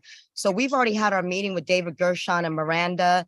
And then I just have to sit there and line up a few more meetings. But we're going to be 3 weeks in Africa, 2 weeks in Kenya, and 1 week in Burundi. So our next meeting with Ambassador Musi, we are getting, Africa's about to pop off. It's about to pop off like you won't believe when you start to see how they start organizing. And that was the thing that excited me, because I said, what can we do? We've been over there. Last year, we went to 12 countries. I went on 3 separate trips, came back and was touring over here, trying to figure out how to do alternative health, how to tell this story of Ubuntu, and how to understand how everything is folding in this universe. And it was so clear, out of Africa, it's like right back to my roots. I said, oh my goodness, we got to get back to the roots. We got to go back and unite. We got to sit there. When you see the things that's emerging and that's coming out of there, it should really show the world how we can really come together in that spirit of Ubuntu. They're making it happen. Whole entire villages, people coming together. It's like this system of the way they were doing things, of just throwing money and on all the trillions of no progress. We've got to change how things have been done. The old organizations, the way they've been doing it, the taking and the raping, murdering, and pillaging of that continent has got to stop. When people start coming together and they actually working together, and you see how we collectively work together with these organizations, it's like now we can sit there and give back the credit, give back, the autonomy to the people, and when you see what they're doing, they're going to save humanity. Their system of way of life will save humanity, because the 2 roads that we're going down, either the materialistic road, the fast way, the quick way, none of us, we can take any of this with us to the grave. It's not going with us any later. This matrix that we're creating now is creating everything for the future. Everything is for the future. And I love that. I'm like, let's get started. I'm ready for this final mission, Oh, you're doing it. Yeah, I'm doing it. But it's just like, we're taking it. It's like 2.0. We just have to up level it. Everybody's been doing the work already, but now that we're injecting some super hypeness in there, especially but with the young people, look how hype they are. Look at Zanka, look at Brian, look at Yasmin and everything. They are on fire. I'm like, I need this kind of energy and everything to sit there and get things moving, and they're ready to go. So it's like, let's go ahead and just, band together, work together, you know, continue with holo moving, you know, and then watch how everything is starting to manifest and starting to unfold. Within the last months or whatever, I've seen so many miracles happen because I've learned to sit there, follow the intuition, follow the leadings, trust your faith, trust the mother, trust the father, trust yourself, you know, go within. You know, if you thought it, you're probably right the first time. Don't second guess anymore. Follow your leanings, follow your intuition. That's so key, isn't it? And it's so time for Africa's light to shine. And every country all over the world has so many gifts to give. And, you know, here in America, we tend to think, oh, we're number one. Well, we're not. We're one of many. And it's time for us to acknowledge that about all peoples everywhere. And bravo for the work that you're doing, Antoinette. Thank you. Thank you. And like I said, you know, we went when we had that vision of getting that land and getting my diagnosis was a blessing. It was not a curse. It was a blessing because of the timing. What was going to save me is the land, you know, and it reminded me of that book from The Good Earth by Pearl S. Buck. It was always back to the land. I always kept telling my family in Taiwan, it's the land. Don't sell the land. Don't get rid of the land. Don't, you know, it goes back to it, you know. You know, one of my favorite archetypal stories is the legend of Arthur, King Arthur. And when he gets sick, and the land is fallow, and he sends his knights out to find the Holy Grail. And the Holy Grail isn't just the implement that Christ drank from. The Holy Grail is actually a message for Arthur. And the message is that Arthur and the land are one. And so when he realizes that he can't just stay sick and heartbroken because Guinevere ran off with Lancelot, but he has to become strong again because he and the land are one. And the greater parable is what you're talking about, Antoinette, that we are not separate from nature. And when we are living in alignment with nature, when we're living our lives in a natural way, is when we're in the flow, when we're doing what we need to do, when we're living our dharma, when we are truly in the awareness of being part of the HoloMovement. And so I love your commitment to the land.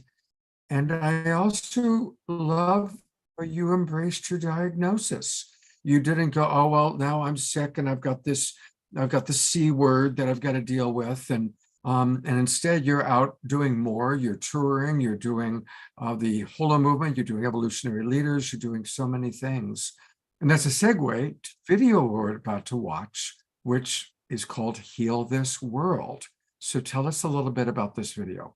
So Heal This World is one of Pato's songs. And I was like, this is a great HoloMovement anthem as well, too, you know, because of all the different things about like, how can we come together? And they were discussing this also in the vision track or engagement track about how we can come together and effectively heal this world. And so what I was always encouraging is like this music that we create and we write is to sit there and support all of the organizations. So that way they sit there and see like the more that we're letting our light shine, the more that we're encouraging other people to sit there and stand up and to do something positive. And who knew that music was such a positive force to sit there and say, yes, I can do something. I can be a part of this. You knew. Part of this. Because you and Pato have been using music as a positive force for many years. And it's just part of who you are. And it was also shot over at the Belly Up in San Diego. So in June, when we come back from Hawaii, if you guys are in San Diego, come and check out this venue because they really get down over there. So you could feel the energy of how they really want to like heal this world. Check Beautiful. it out. Well, Mark Danisowski's in San Diego, so we'll organize a gathering there. Okay, here we go. Heal This World by Pato and Antoinette.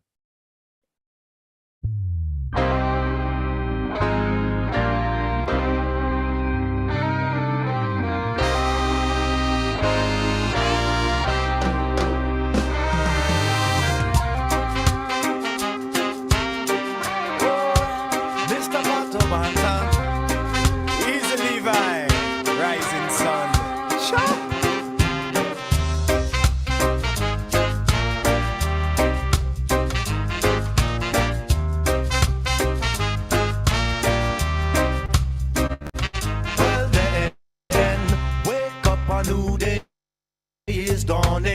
Gather up the people, make we cease the warring now. Let's stop the gunshot, the bombing.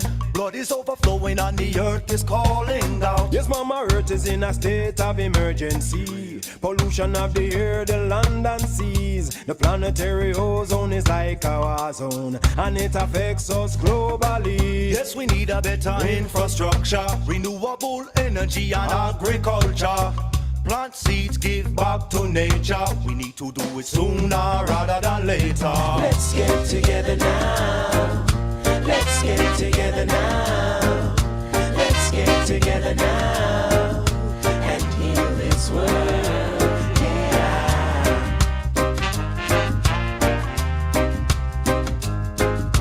Let's get together now. Let's get together now. Let's get together now and heal this world. Yeah. Hey yo, cool dog, come in my don. Yo, I'm feeling pain as deep as it can get. We can bleed and sweat. Need to give the people self-respect. We ain't leaving yet. Need to get together, make it better from now until forever. Change the weather and never say never, cause we can conquer whatever we wanna do. It don't take a crew, just a little piece of me and you. There's natural solutions, we need to try them by using the alternative resources like hemp. Bless the liquor youths them and guide them on their way. We can fix tomorrow for them if we recognize today. We can heal this world, I know it ain't that tough. Remember, one world is enough. Rough. Let's get together now. Let's get together now. Let's get together now and heal this world. Yeah.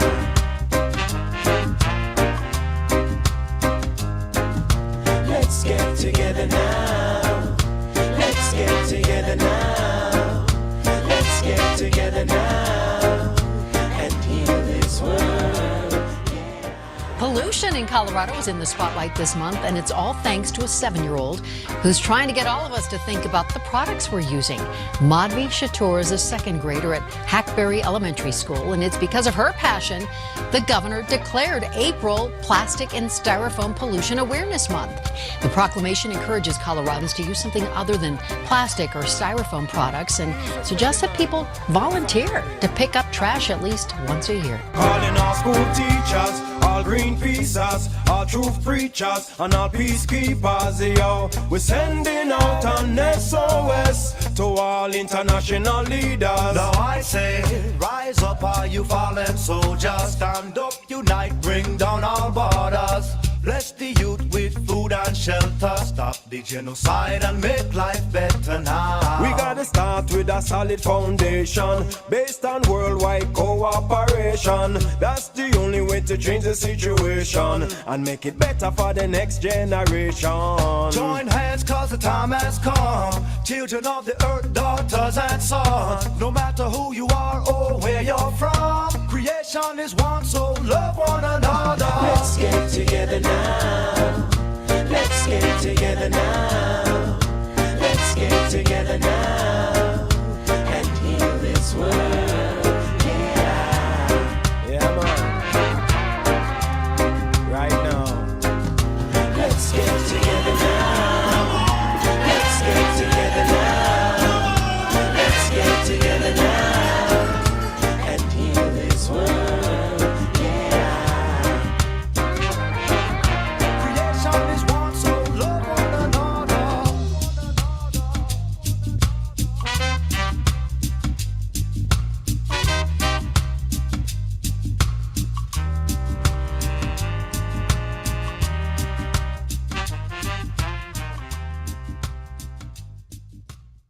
Beautiful. And I love that it's dedicated Wow. to that 7-year-old 2nd grader who, talk about the next generation.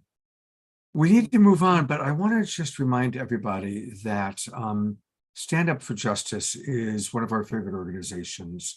We here at the Global Peace Tribe really strongly encourage everyone to stand up for justice. And you can do that by donating.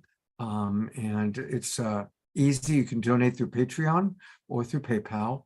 But let's support Antoinette and this amazing organization. We've talked about it quite a few times over the past 3 years that we've been working with Antoinette. And please do support this. You'll remember the Jane campaign that she's talked about. That's a very important local vision to really help police understand and to think before they take actions that take lives. So Antoinette, we love you so much. Thank you for coming out. I know that you're in the middle of the desert right now, and you always have so much going on. And give a big hug to Pato. We certainly love Pato and are grateful for you and your time. Thank you so much. And also, we also have Juneteenth coming up. So I have to get geared up for that right after the Belly Up. We're doing a huge, major Juneteenth regional celebration in Southern California. So this is going to be, we've been building it larger and larger each year. So that's going to be fantastic. So you'll see us getting out there and getting our work done. You know, You are amazing. Let's talk privately, Antoinette, about when we can have you come on and talk about Juneteenth to the Global Peace Tribe. Let's make sure let's set that time. Well, Everyone's just on fire, right? I mean, what an amazing group of people, really. And that's why Sedona was so amazing, to be under the same roof with 80 people of this level of commitment and devotion. You know, it's And spirit, yes. and spirit, absolutely. Well, Yes, and we have more amazing people to introduce to everybody. I'm going to let you do the honors of telling our audience about our next two friends who are coming to us via video that we just recorded last week. Yes, and where were they when you recorded the video, Scott? They were at home I think they live in Switzerland. in Switzerland. Yes, they were in Switzerland. Yeah, so they couldn't be with us. They couldn't be with us live, but oh, they are also such incredible bright lights. You're all going to love them. So they are another amazing couple. Their names are Dr. Rama Mani and Professor Alexander Schiffer. And Rama, beautiful Rama, is a transformative leader, a performance artist, and a peace builder. And she and Alexander are co-founders of Home for Humanity, an inclusive transcultural movement to transform our divided world into a united home for all life on Earth.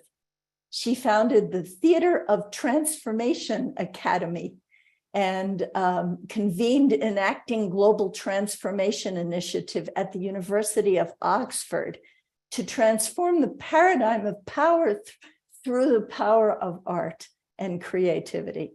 The Theater of Transformation art form for embodied transformation is based on real-life encounters from her 30+ years of experience in transformative peace and justice across all continents.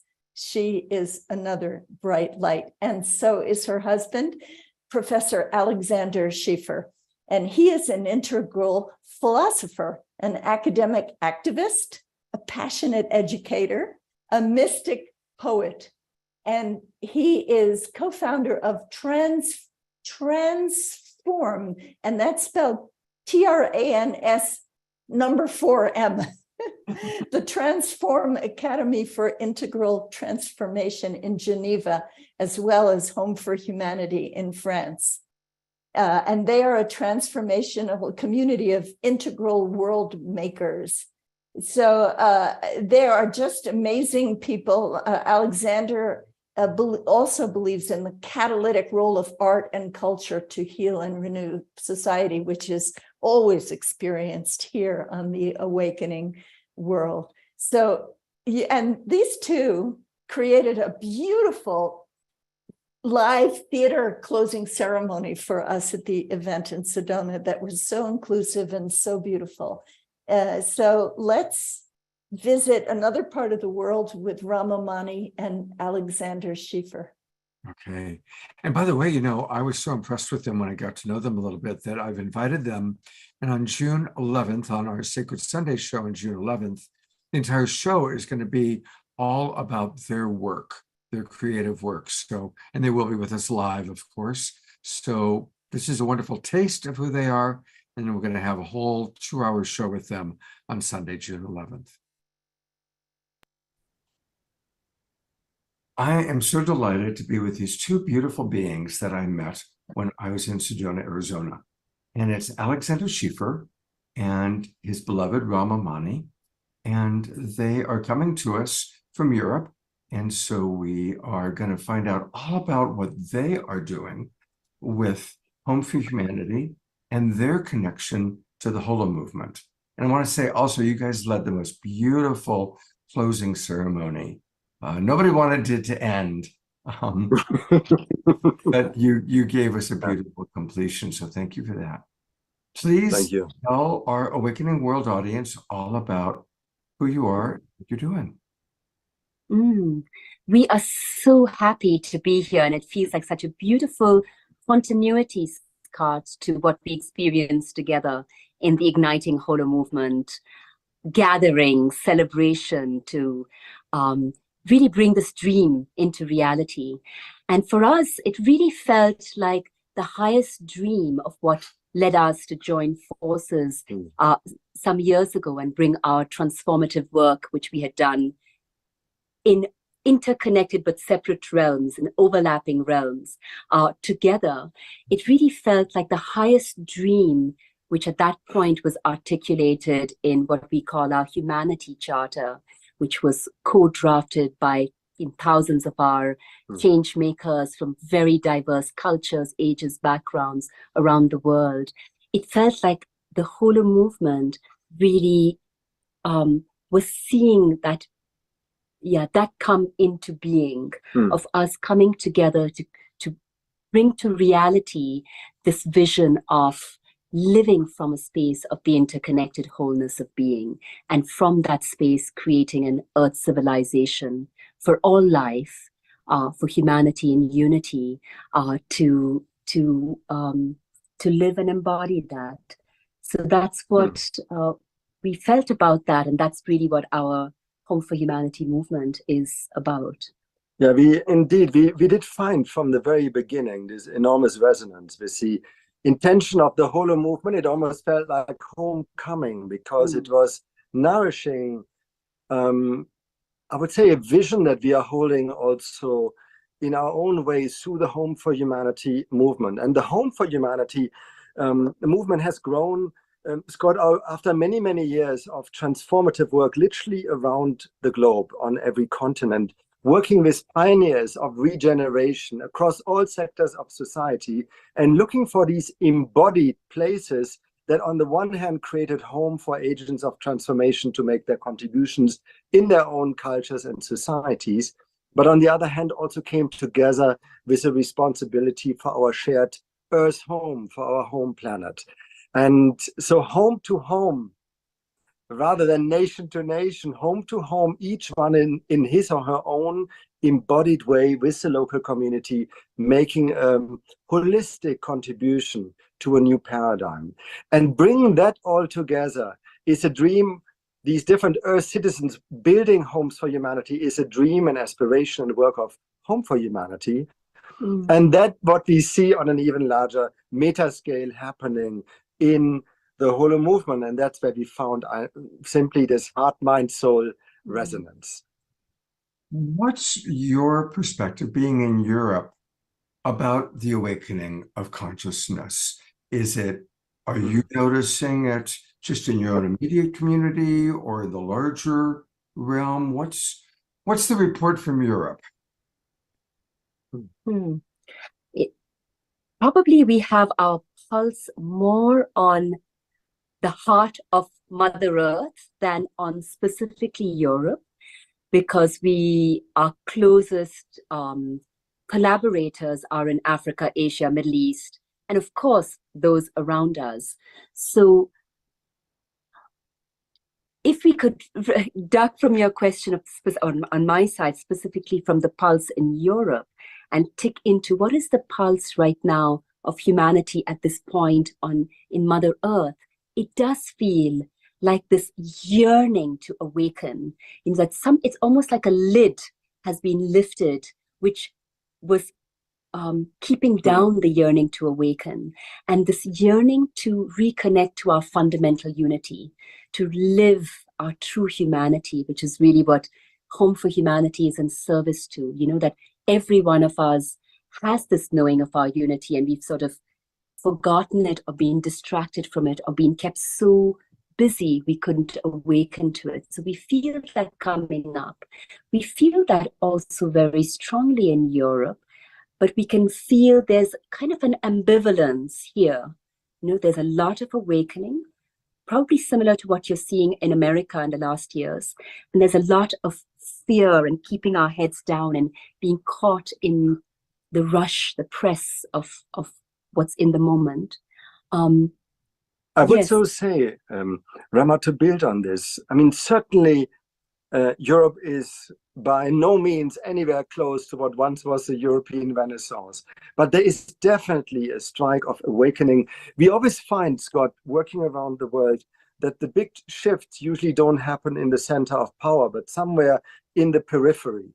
And equally in Europe, you find it a bit more in the periphery on minorities in countries like Slovenia, or we're just coming back from Croatia, or the Scandinavian countries, where we often find more impulses than coming straight out of the center. Yet, Greece, but I want to mention, we bring so often students here into this Home for Humanity in France. And one particular student group also coming from the University of St. Gallen, which is very driven to become, young people becoming leaders in organizations. And we are astonished, Scott, that in this young generation, in the right context and frame, the yearning and longing and aspiration to grow, to awaken. And in fact, there is a codedness of the future in them, which is stronger than say we working so long already on this awakening stream. I find it's already beautifully placed in it, but the conditions are often not very healthy to bring that fully to the fore. I was smiling and thinking as you said that all of our colleagues in the HoloMovement would have loved it. There was, I think last year, where this group of students who came, there were more young men than women. And from the beginning, because our humanity charter starts with, humanity and unity, and then goes on to how we come together, into the emerging paradigm of the interconnected wholeness of being. So really kind of the Bohemian unity. And all of these young men were who are football stars and so on, were singing humanity in unity, humanity in unity. And it was just lovely, planting trees and stepping into this future.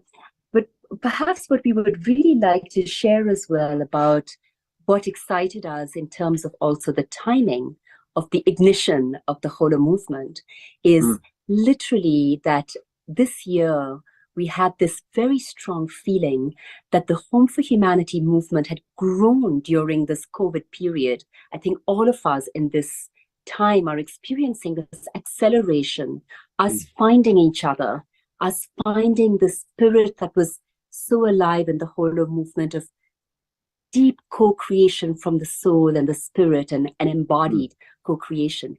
And we received during our New Year silent meditation between Christmas and the first couple of weeks of the year, this huge vision, literally, and then we got invited right then into the HoloMovement by Emmanuel and everyone there.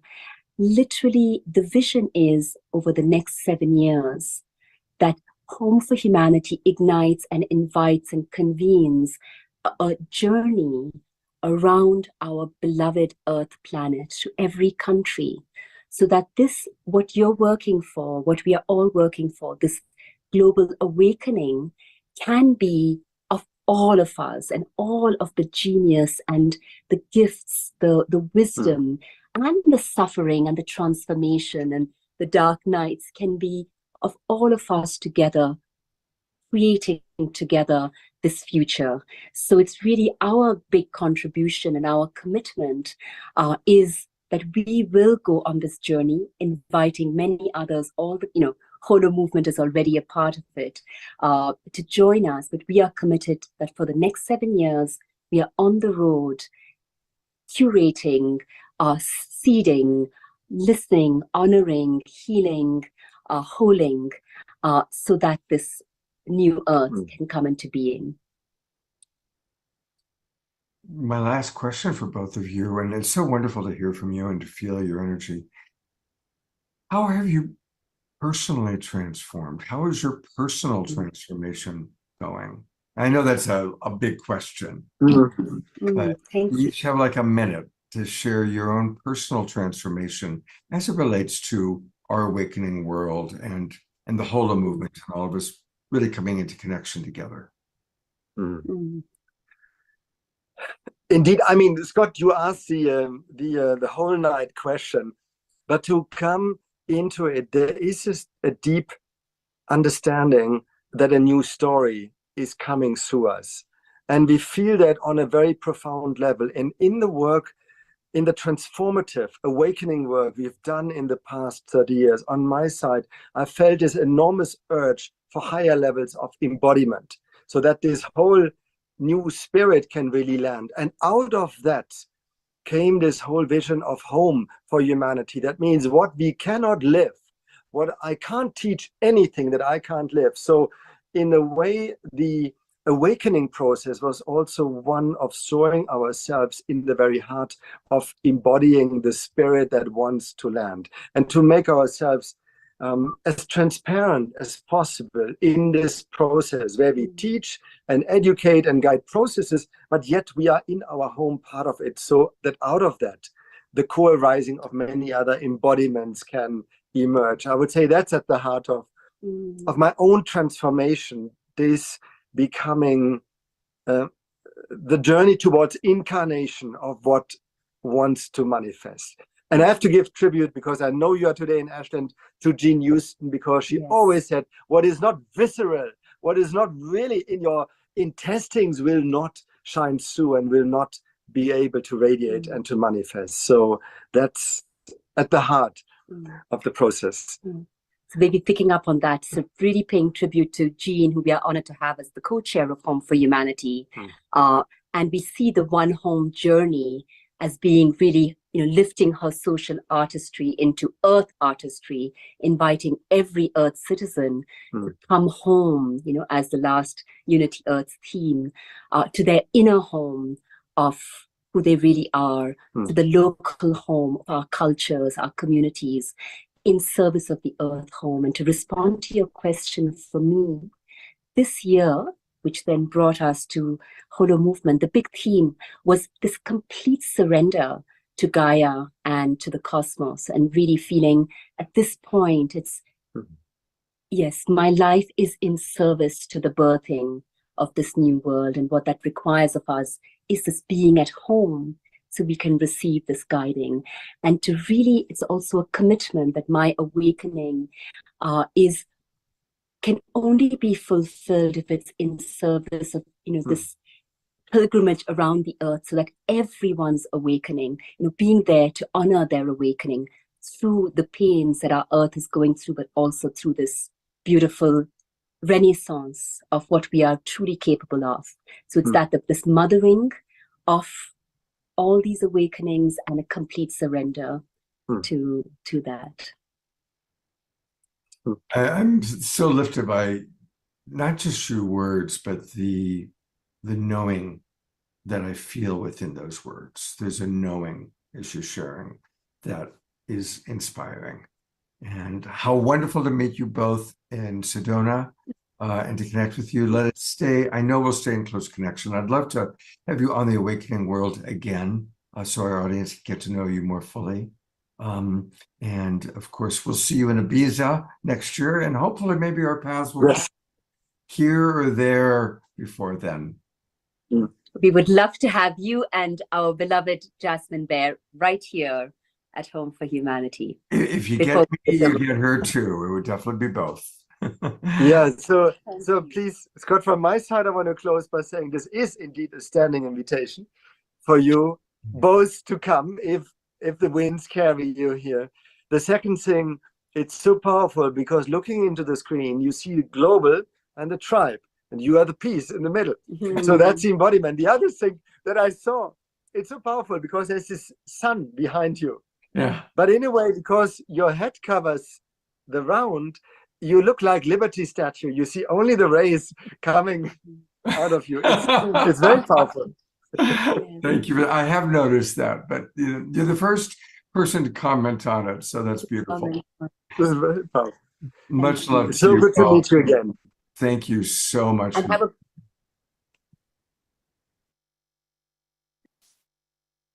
Yes. What extraordinary human beings, aren't they? You know, after we finished the interview, we ended up talking for so long, and that's why I said, let's just set a date. So we scheduled Sunday, June 11th, to hold the whole show will be with the two of them, and they're going to bring on some of the artists that they work with.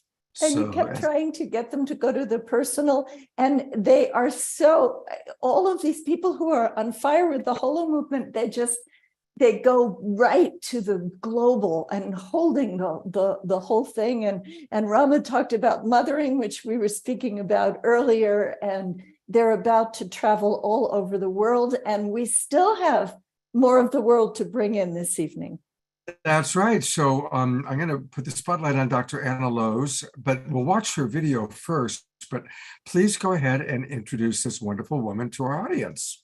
Well, okay. Now, you are about to hear from someone quite extraordinary and unique, and that is Dr. Anna-Luce Smitsman. She is a futurist, a systems scientist, a keynote speaker, a pioneer, and best-selling author in human development and systems change. And she is the founder of an extraordinary initiative called the Earthwise Center. And that includes the Earthwise Constitution for a Planetary Civilization and the Earthwise and Future Humans Games. And Anna-Luce also holds a master's degree in law and judicial political sciences from Leiden University in the Netherlands, and a doctorate from the Maastricht Sustainability Institute at Maastricht University in the Netherlands. Anna-Luce is co-author with the person that was just mentioned by Rama and Alexander, Dr. Jean Houston. And of course, we heard Jean Houston's wonderful words in Kristen's anthem in the opening of this program. So Anna-Luce and Jean together are writing the Future Humans trilogy. And the first volume, The Quest of Rose, was a #1 Amazon bestseller and a winner of a Silver Nautilus Award last year. And then the second volume, The Return of the Avatars, was a gold winner of a Nautilus Award here in 2023, and also became an Amazon #1 bestseller. And she's co-host with Dr. Jean Houston of the Future Humans podcast. So you've just heard a brief sketch of her life. And Anna-Luce, I know you're in Mauritius, which is an island in the Indian Ocean, and it is the crack of dawn for you. So we're so excited to have you on live and in person. So why don't you say hello, and then we're going to play the video that Scott made of you, where you describe so much of your amazing work. Welcome, Anna-Luce. Thank you. Thank you. Thank you. Thank you so much. So wonderful to be here with you all. And I just love conversations. I think that's really, really powerful. Thank you. Okay, well, you're among fellow bright lights who have attended the Igniting the HoloMovement gathering in Sedona, and we've heard from so many wonderful people, and you are going to be the icing on the cake. So let's hear the video interview.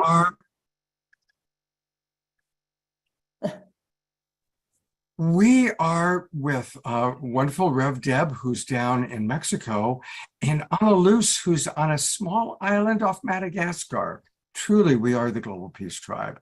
And Rev Deb, would you please let us know who this wonderful Dr. Anna-Luce is? Oh, I'm so delighted to welcome Dr. Anna-Luce Smitsman to the Awakening World. She is, of course, one of our treasured evolutionary leaders, and she's doing truly extraordinary work in the world. So first of all, she founded the Earthwise Center, which we're going to hear a bit about from Anna-Luce. today. And the Earthwise Center is an amazing vision for the future, that for becoming the future humans of an emerging planetary civilization. It includes a constitution and many other aspects that I know the Global Peace Tribe is going to want to hear about. She's also been working with our beloved Dr. Jean Houston as co-authors of the Future Humans trilogy, a series of books. And I believe it's the middle one, The Return of the Avatars, that was just awarded a 2023 Gold Nautilus Award. So we're very proud of Annalise and all of the work that she's doing, and how the grand scope of her vision, which what I appreciate most about it is that she's filled in the details. She's not just kind of thinking in a nice philosophical way, but when you get to know about the Earthwise Center, you'll see how brilliantly all of the pieces come into place. And I really see this as a major contribution to the emerging HoloMovement. And it was a great pleasure to welcome Annalise to our recent gathering about the HoloMovement in Sedona. So I can't wait to hear what Annalise Smitsman has to present to us today. Oh, thank you so much, Deborah and Scott as well. It's just such a great pleasure to be with all of you and for everyone listening and watching as well. This is really a special time. In fact, we were just chatting just before now about what we really feel is the essence of the HoloMovement. So I just want to share with you a little bit about that before I'll share more about Earthwise and the Constitution. And so for me, where it really resonates is, this is really the time that Mother Earth is calling us together, because we are in exceptional times right now. And this is really a time that's going to make a critical difference for humanity, and especially for us to grow up, to connect, to link up, and to come back to the foundational premises of life in our universe, in these foundations of unity, love, and wholeness. And that is so beautiful that the HoloMovement is coming out of that spirit, to bring us together, not just to create a movement. We have a lot of movements, right? But to be at the meta level of the movement, to understand that the earth is moving us. The earth is moving us to take our next step as a species. And that's a call that goes out to all of us. And each of us, we are feeling and answering that call in our own unique ways. So I'm going to be sharing with you a little bit now. 1 minute.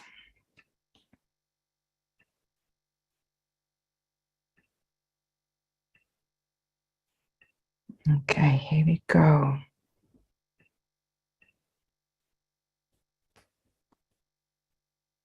So welcome to the Earthwise Constitution. Many people are asking me, why a constitution? Isn't a constitution just for countries? And interestingly, I actually started as a constitutional lawyer many years in earlier career, and then moved into sacred law, and then moved into system sciences. And what I then learned from many years of studying living systems and the deeper cosmology of the universe and the evolutionary process of life is that every living system has a constitution that's cosmologically given. If you just reflect on that for a moment, then, so we have an innate constitution. And I think that's really in the spirit also of the HoloMovement, the understanding of the deeper implicate orders of life, reality, and consciousness are our living constitution. So what would it mean if we were to actually apply that constitution for the making of new constitutions, for the making of new social contracts and larger agreements, for the redesign also of our societies, our economies, our political systems, and our educational systems. So what I'm going to be sharing with you here is really a journey also into the heart of living systems and how it would look like and what could change if we were to apply that for the transformation of our world and ourselves. So our commitment from Earthwise is to become wise like the Earth, hence the name Earthwise. Wise like our planet. Our planet is an amazing living being, as is part of an incredible living universe within which there is a deeper cosmos. And that's 4 billions of years and more of experimentation, of co-creation, of evolutionary process on our beautiful planet that we all form part of. Yes, and if we then take that into the context, then that living systems didn't just come out of nowhere. They came out of that deep process of collaboration, co-creation, experimentation. In fact, the very same process that's calling us together now as a humanity. And for us, what that means is that from the wisdom of these living systems that are really innate, you can think of that as the organs of the universe for manifesting consciousness in the world of space and time. And if we then having that beautiful wisdom of our planet, because he knows how to be that process, to be a mother of life for all of us. And then through Earthwise, what we've been working at is how do we apply that then in the redesign of our society, in the creation of new governance systems, new economic systems, new political system, education, movement building, going back also the indigenous wisdom principles, because indigenous people have known that through their very beautiful and deep sense of oneness with Mother Earth and with life and the universe itself. And one of our kind of core tipping points now where we are applying all of that major work is also in the development of games and quests. And I'm going to share with you a little bit about that, because this presentation will complete with a call for how we all can start to play that game, to play the game that unites us, to play for life. And out of that process has then also come the Earthwise Constitution for a Planetary Civilization. And why a planetary civilization is because, in fact, we have actually never had a planetary civilization. We've had many different civilizations associated with all kinds of cultures. But if we're looking at it, have we really, as a humanity, ever seen ourselves as part of a larger planetary civilization that includes also non-human life? Yeah? Now, perhaps this is the first time that we are at the foundation of all of that. So consider that for a moment, what it means for you and your life, that you are part of the making of a new civilization. How are our children and grandchildren and future generations many, many years ahead going to look at this time, at the decisions that you are making, that we are making together as a HoloMovement for an awakened humanity. So the Earthwise Constitution, it's all open source. It serves as a kind of social contract. You are free to work with it and adapt it. That's also what's quite unique about it, because many constitutions that are out there, they are documents that you're just supposed to endorse and sign. And this is not like that at all. It truly is an inspirational guide for helping you to remember what it really means to be a thriving living system. And as you go through that journey with the Constitution, you're completely free to work with it as a compass for your own life and your own organizations and your movements, and to adopt it. Change the language if you want. Yeah, everything is Creative Commons license. To work with it, really, to catalyze, to inspire, to hold dialogues, to be in conversation, go through it with your kids as well. I've done the same thing, and now ask them what their vision is for the world and for themselves within that. And the Constitution therefore also supports the HoloMovement in precisely that role as an evolutionary framework, also for collective action coming together and really coming into that shared vision, and providing also the architecture for us for all these new games that we are developing. Games that are about playing the great game of life, changing how we play the game of life on planet Earth. The Constitution is available in English and Spanish. People are now translating it in French, Japanese, German, and Dutch, and probably many more languages coming. And this is really where we begin with our promise. So rather than our declaration, we are making a promise. Yeah? And this is about acting also on how can we be the promise for the promised new time as future ancestors of a planetary civilization committing to co-creating thrivable worlds and futures with the wisdom of living systems in partnership with life and our Earth. And this is our vision. You will get later the link for the Constitution, so I won't be reading all of this here, but this is a beautiful way to immerse yourself of what is that greater possibility that's calling us forth. What does it mean, really, when we feel in our bodies, really embodied, that we have become a planetary civilization and thriving communities of life as wise and joyful and loving partners of our Earth? Imagine yourself in that future, even just right now, what it means for all of us that we have become that planetary civilization as a thriving communities of life, wise and joyful and loving partners of our Earth. That is the greater possibility that I believe, and that many of the stewards of us here with the Constitution, that we believe in, that we are committed to. And that is also what we give our heart and dedication to, and what it means to be part of this larger HoloMovement as well. Wow. Wow. I think that's just a wow. And I really encourage you all to go to the Earthwise Center online and find out more about this. There is so much more. And you have done such extraordinary work with this, Dr. Annalise. And I would love to hear a few words from you, but I would also love you to lead us in reciting the promise together. And Scott, can you put the promise on the screen? Yes. Yeah. And my children are just waking up, so you may hear them in the invite them to come and read it with us. Funny, what time is it in Mauritius? It's just, what are we now? God, I sent it to you in the chat, the promise.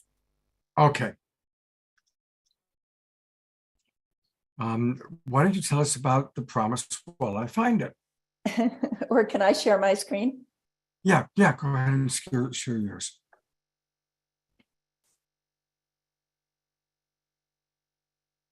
Oh, I see. Isn't that beautiful? Beautiful. Are we all gonna? Can we say it together? It'll be hard syncing, no, we but we can can be try. mute. We can be mute and listen to Annalise recite it again. Okay. Okay, and let's really live into those words, really feel what that means, that we, as future ancestors of a planetary civilization, commit to co-creating thrivable worlds and futures with the wisdom of living systems in partnership with life and our Earth. Our promise. Beautiful, absolutely beautiful.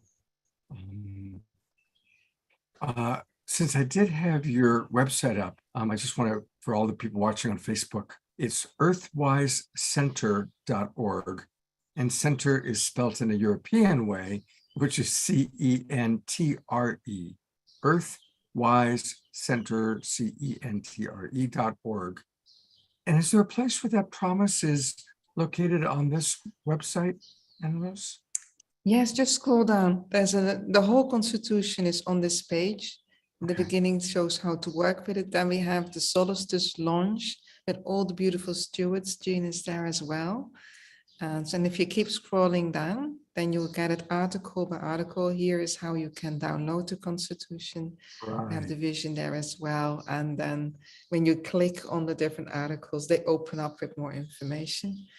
So yes, the Constitution is below what you just shared, and below all the logos also. And everybody, please. That's it. Yeah, just sign up there, then you get the PDF version of it. Beautiful. Yes, which is a beautifully designed document.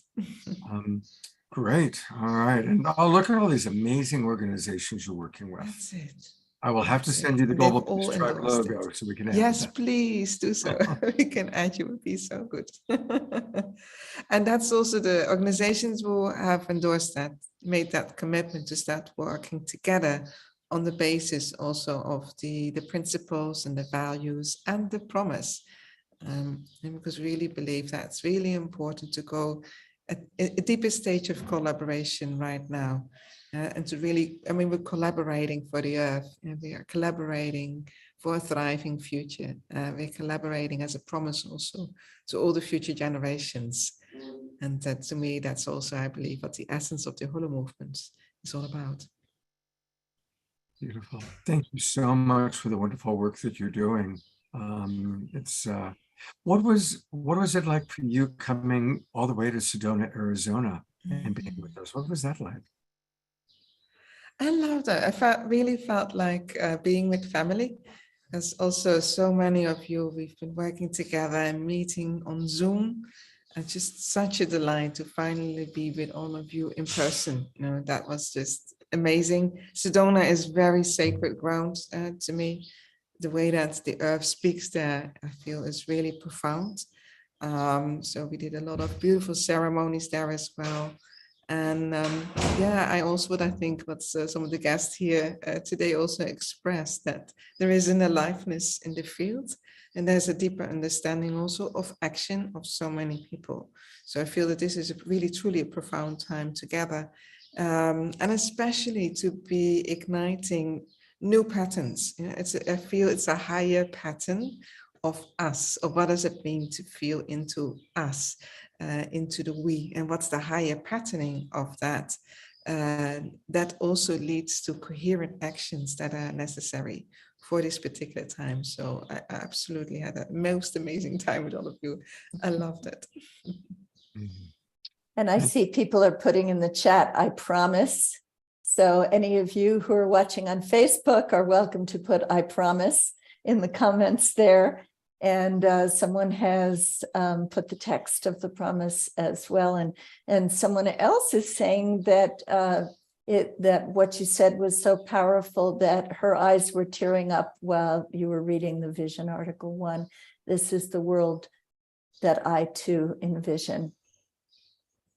So thank you, Anna Luz, for all that you're doing to bring all of this into the explicate order and make it available as games and as books. And I love what you said about the Constitution. I've never heard anyone say before, this is our Constitution and feel free to amend it as you wish.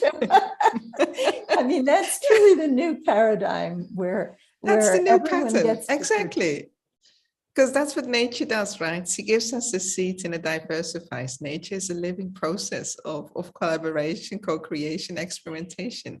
And not a single flower is ever the same. So this is why also I felt if the Constitution is a seed, then may that ignite our creativity and our thinking and feeling into constitutionally what it means to create these higher intentions and agreements for our time. Yes. Thank you so much, Dr. Anna Luz. Thank you. Thank you both. Thank you. We are one. We are one. We are one. Oh, yeah, yeah. Oh, yeah, yeah. Oh, oh, oh, oh. We are one. One love. We are one. One love. We are one love. Yeah, yeah. One love. One love. One love. One love. One love. One love. One love. One love. Well, it is the Global Peace Tribe announcements time. And the very first and most important announcement is how people can learn more and stay connected to the HoloMovement. And so there's a website that's being built but there's a little bit of basics there now, and it's easy to remember. It's HoloMovement.net. HoloMovement.net. Please accept the cookies. Accept Deborah's cookies. And I want to encourage everybody right now, go there. You're all on a computer, so it's easy to go there and learn more and join the movement. Just click towards the bottom, join the movement, put in your name and your information and submit it. And this way you can stay in touch with what we all are going to be doing. And of course, we're going to do more Awakening World shows that are highlighting what members of the Evolutionary Leaders Network and what you all are doing. We're going to do one more round of hearing from all of you what you are doing or what you vision doing or what being part of the HoloMovement means. So we're going to conclude after the announcements with that. Is there anything you want to add about joining the HoloMovement, Deb? Well, I would like my final words to be some words from Jean Houston. Jean was live at our gathering in Sedona via Zoom, like we all are today. And as she spoke, she became just an oracle, as she always does. And I'm going to read to you something that she said that you're not going to hear anywhere else, because it was what she said privately to us at the event. So she said, "You are part of the extraordinary transition from one era and way of being to another. You are all mythic beings. Friends, you are the mything links." What we are now living is a narrative that can take us not only to the world that works for all, but to an understanding of the profound relationship of the great unity that is calling upon us to be the evocateurs of this new time. I encourage you to make it physical in your own bodies, this dance of new life, this genius that is waiting to be integrated into the field of the HoloMovement as you partner the universe in our future becoming. Beautiful, beautiful. Well, those may not be your final words, though, because we're not quite done with you, Deb. What I do want to do is we're going to go to Omashar for a song, and then we'll come back. And if anybody wants to put in the chat box your role in the HoloMovement, anything you want us to share, Deb and I will read a few of those. Let's hear from Omashar. Absolutely. Brother, what do you have to say? I promise. That's what I have to say. And I was just talking to myself, as one does in the lonesomeness of one's own studio, that how come every time at the end of every Awakening World show, I feel so much better? You know, my cells are filled with hope, and my mind is filled with information of how it's going to happen. And so thank you, Deborah, and all of us for, maintaining this container and walking forward directly into our heart with it. And so I'm going to leave that there, and we're going to go off into the clouds and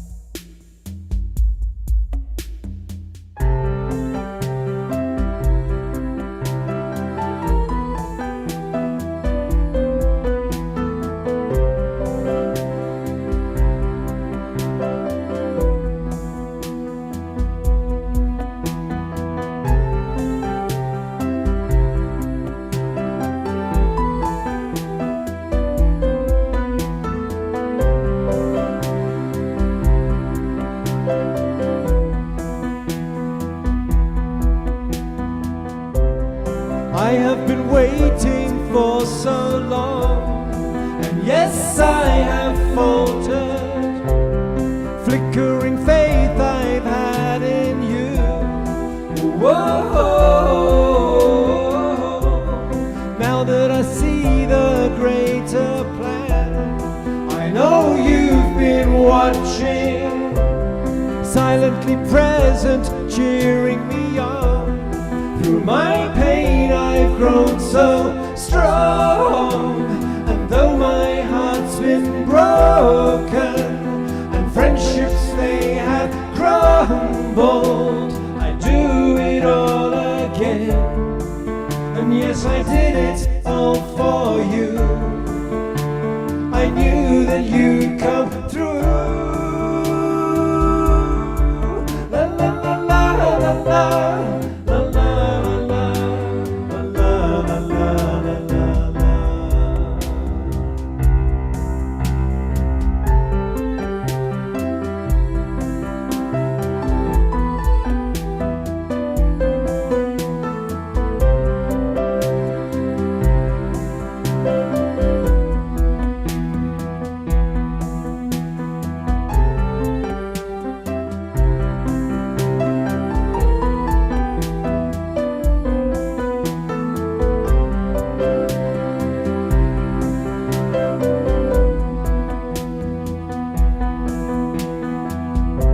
I open the door inside my heart. There is a radiant presence telling me this is where I start. Whoa, shining lights, please lead me home. For I know you never left me, and that I've never walked alone. And now I am ready for your essence to be fully merged with my life, and I'm ready for the changes that are required of me to be completely free. With your light I can see. La la la la la.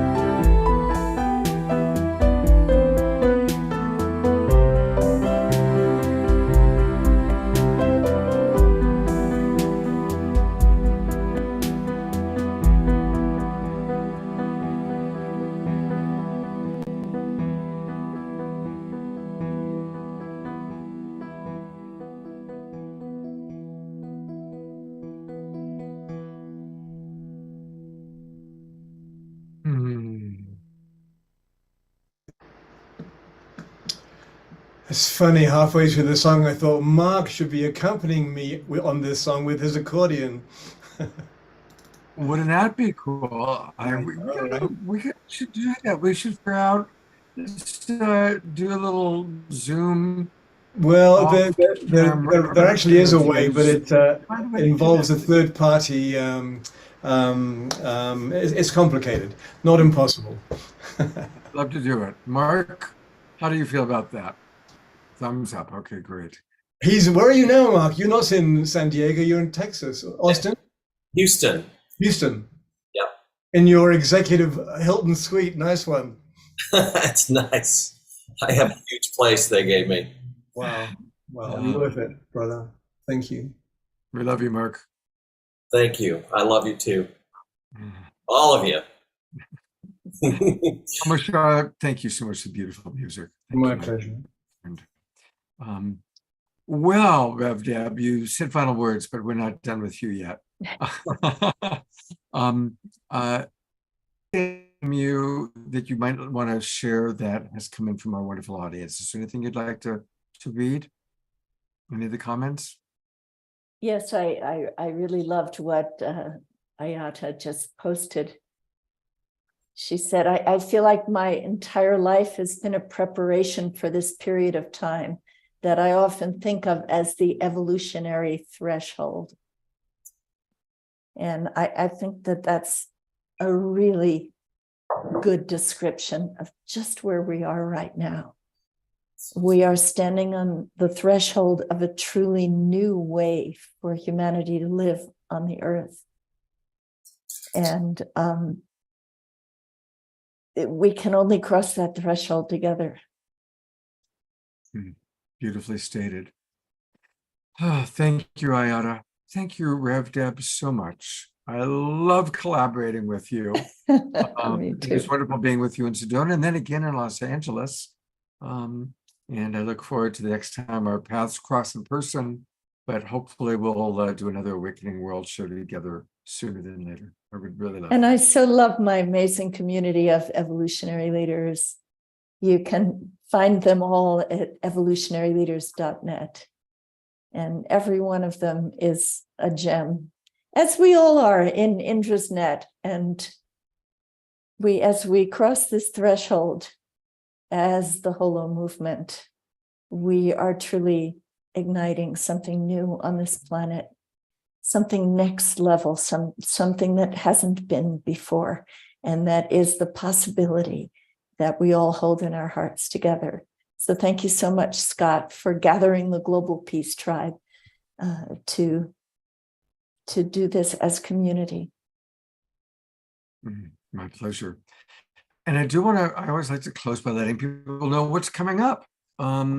So tomorrow, it could be a really fun show. We've got a really interesting fellow, Ari in the Air, world-class extreme sports guy who does unbelievable things. And we're going to be talking about what it means to re-dignify love and to create ascension. And to help us with creating ascension, we've got a beautiful new video from Sri Ram. And I know that Omashar is going to be with Sri Ram and Kira tomorrow morning. That's right, just before this show. Yeah, so at 9 a.m. you guys are doing your thing, yeah? Yes, exactly. It's 12 p.m. Eastern time. 12 noon. Yeah. 12 noon Eastern time, 9 a.m. So catch that for an hour and then come on over to the Awakening World. And then next week, I've got 3 great shows planned. On Wednesday night, all about honoring and healing our family constellations. And there are actually many of you have probably heard about family constellation. We've got 2 experts who are going to be talking about that. They're both great. They're amazing presenters and really dynamic women. And of course, Trish and Omashar will be with us for that. And then on Saturday night, it's another collaboration with Tangela and Soul Search. I love collaborating with Rev Deb and the Evolutionary Leaders and with Tangela and Soul Search. And it's going to be all about embodying your divine superpowers. As this awakening world, as this HoloMovement becomes really our way of being, we all have superpowers that are, some of them are dormant, some of them are awakening, and some of them are fully manifest. So it's going to be a really, really fun show. And that's next Saturday night, a week from tonight. And then finally, on May 21st, going right along with this, we are preparing for the 99 Days of Unity. And we're going to be doing a lot of collaboration with World Unity Week and our good friends John and Summer Raymer.